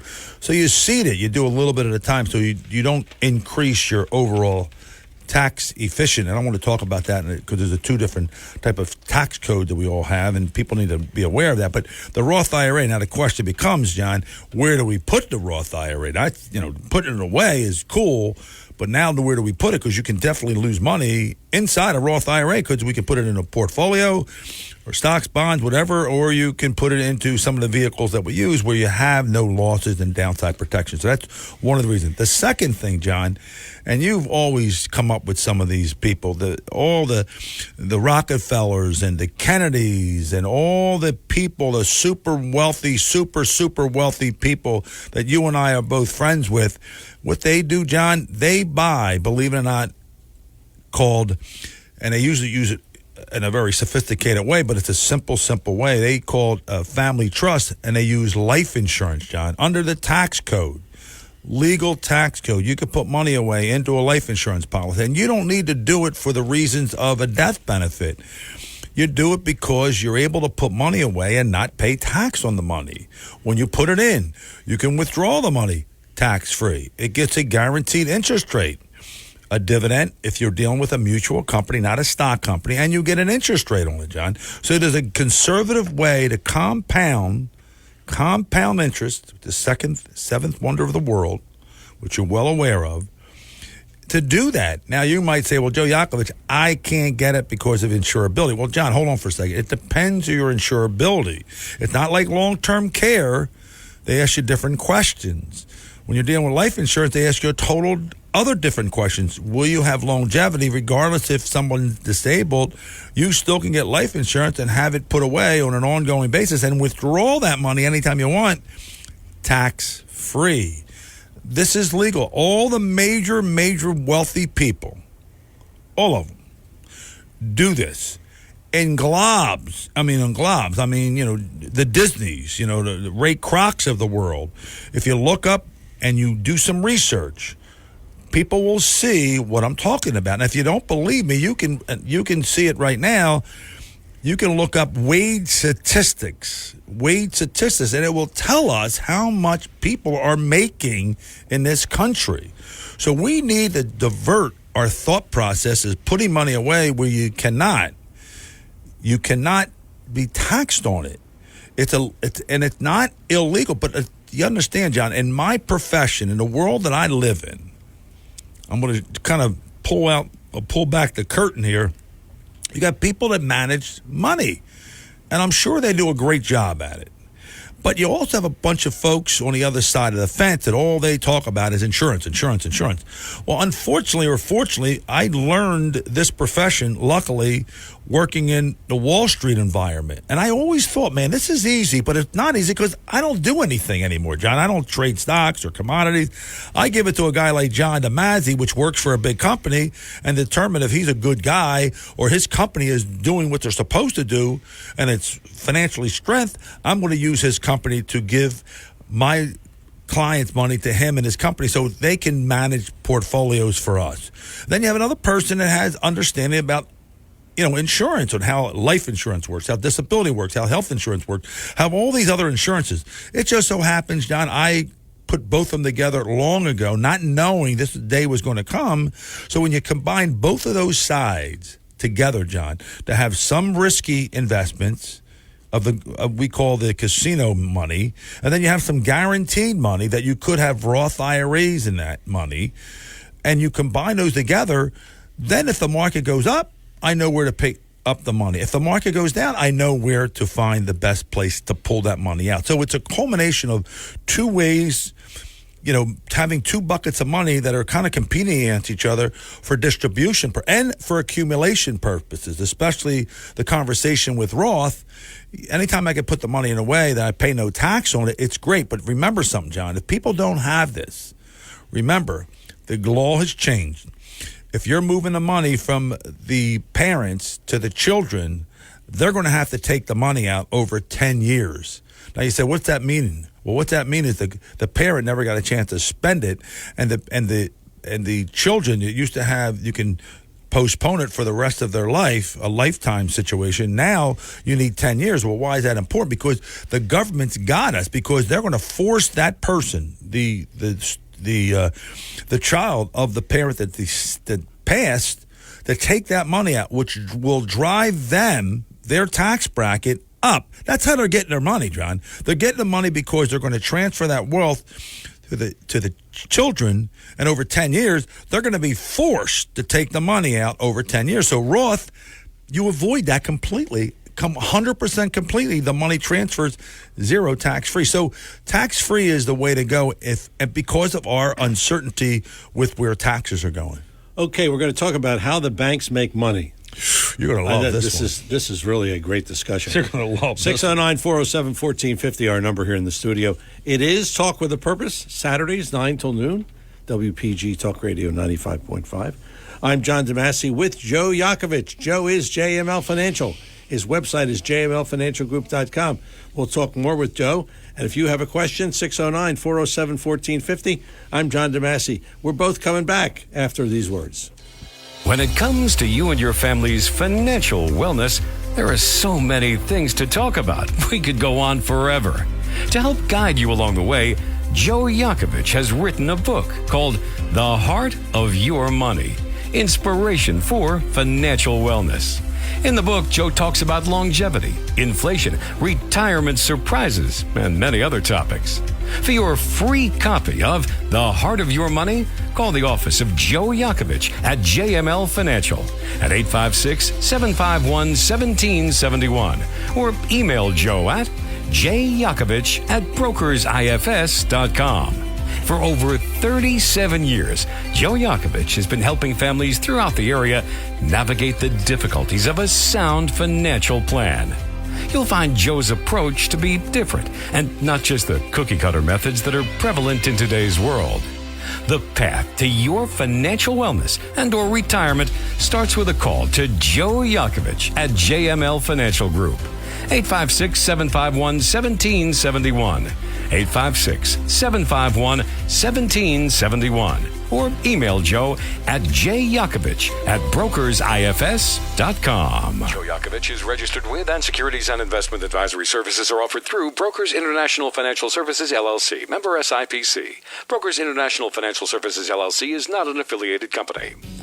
We are back here on Talk with a Purpose. Joe Yakovich is available during the week. 856-751-1771. That's 856-751-1771. You may want to write that down because I'll get it later. And then, 3 o'clock this afternoon, you say, what was that number again? I forget. 856-751-1771. And his website, jmlfinancialgroup.com. jmlfinancialgroup.com, and you want to talk to Joe Yakovich during the week and really straighten out your finances. 609-407-1450. We have time for one or two more quick calls if you have any. But we're going to talk now briefly about how the banks make money. Well, that's a great opening or a close of a show. Banks are charging us, all of us, our merchants, this year, $126 billion as a B in credit card processing fees in 2022.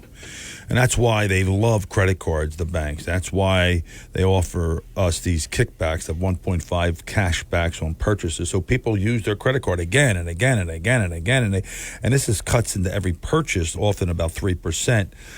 From the merchant. So most people pay off their balances, but not the big purchases, not the car purchases, or not the student loan purchases, or not the big fat purchases where they're not be able to do the $10 or $15 or $20,000 purchases. And again, that's why we always talk about this debt free for life. If I can get people out of debt as fast as possible, that the banks don't make that, I'm a hero, and I'm helping people so much more and quicker to be able to get them out of debt. So that's one of the things that we talk about. So that's how much these banks are making. I need people to really be aware of that. So when I'm talking to you about effective interest costs, and you see, you're giving the bank over a course of this time 20, 30, 40%. If you're getting that on an ongoing basis, then fine. But that's not the case here today. Your son did a debt calculation for me. Yep. What was your number? 77%. Okay. Are you getting 70? I don't think so. No. But you understand. So I got to get out of debt real fast. Correct. That's a number one, because that's putting money back in your pocket, and everything else just kind of, it changes. It changes the whole mindset when you don't have debt. You have to worry about that, because that's something that can kind of sneak up on you and really hurt you down the road. Let's talk about wage statistics. Yes. Why is it important for people to know this stuff? Well, when I talk about wage statistics, John, these are wages that affect our taxes. That's why I'm always talking about people about, what should you have and how you should invest. Most Americans over the age of 65 filing jointly now and making, I'm just using some flat out numbers, $150,000 of income, you are and you would be in the 22% marginal income tax bracket in 2024. But your effective tax rate is only about 10.69%. And I'm going to show you the match here so people know exactly when they go into this. You have a standard deduction for husband and wife. It's about right this year. It's going to be $32,000. So you pay no money, no tax, I should say, on the first $32,000. Then the first 10%, anything over $23,000, you pay $2,300. And then the following tax bracket increases to 12%, and that's on $71,000. And then at the last component that you have is in a 22 bracket, and if you look at that, and I'm using $150,000, that's about $23,000. So you add up all that dollars from the 10%, from the 12, and the 12%, you only pay a little bit on each. Your effective tax rate is more like 10%. And how you do that, you take all the taxes you pay, and in this case $16,000, and you divide it into 150, and that becomes the effective tax rate on somebody's money making $150. So when you tell me, I'm in the 25 or 20, no, you're not. You're in the 10% bracket, the effectiveness. Now the question becomes, when you take the money out, that's a different animal. That's where we start to understand, will they start to change these tax brackets? And it's talked of changing them in the next 2 years under the Trump tax law change. So in the 2026, January 1, the tax brackets go back to what they used to be. So that's what I'm always talking about people. I said, listen, you got to change the game here.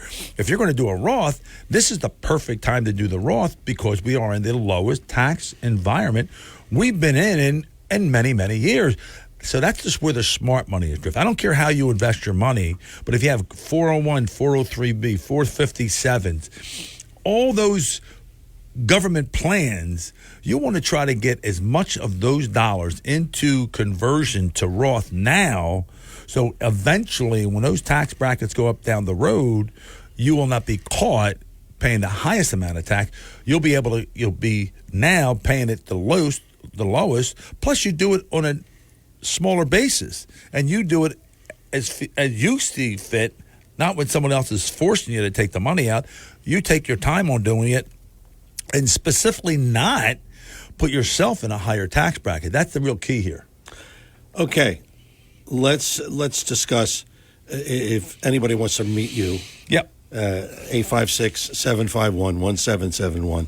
Let's discuss what do you do, what do you talk about, and how do you help them in the initial consultation? Well, the first time I talked to them, John, all the appointments, and I phrase it like this: it's like dating.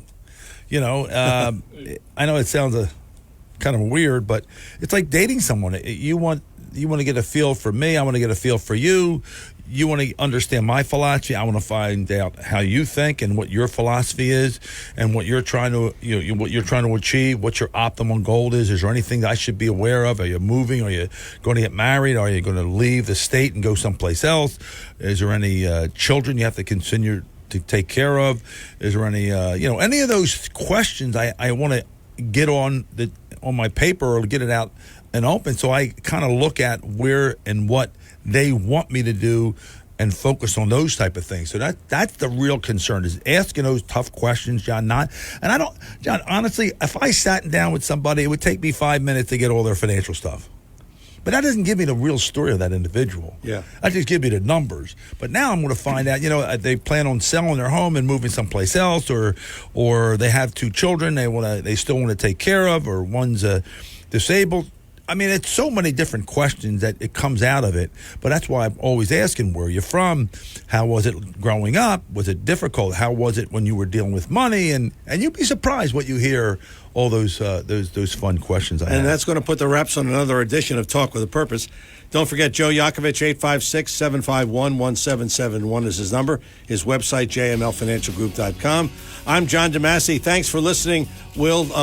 Seth Grossman in for me next week, and Thanksgiving the following week. I'll see you in a couple of weeks. Talk with a Purpose, WPG, Talk Radio 95.5. You take care.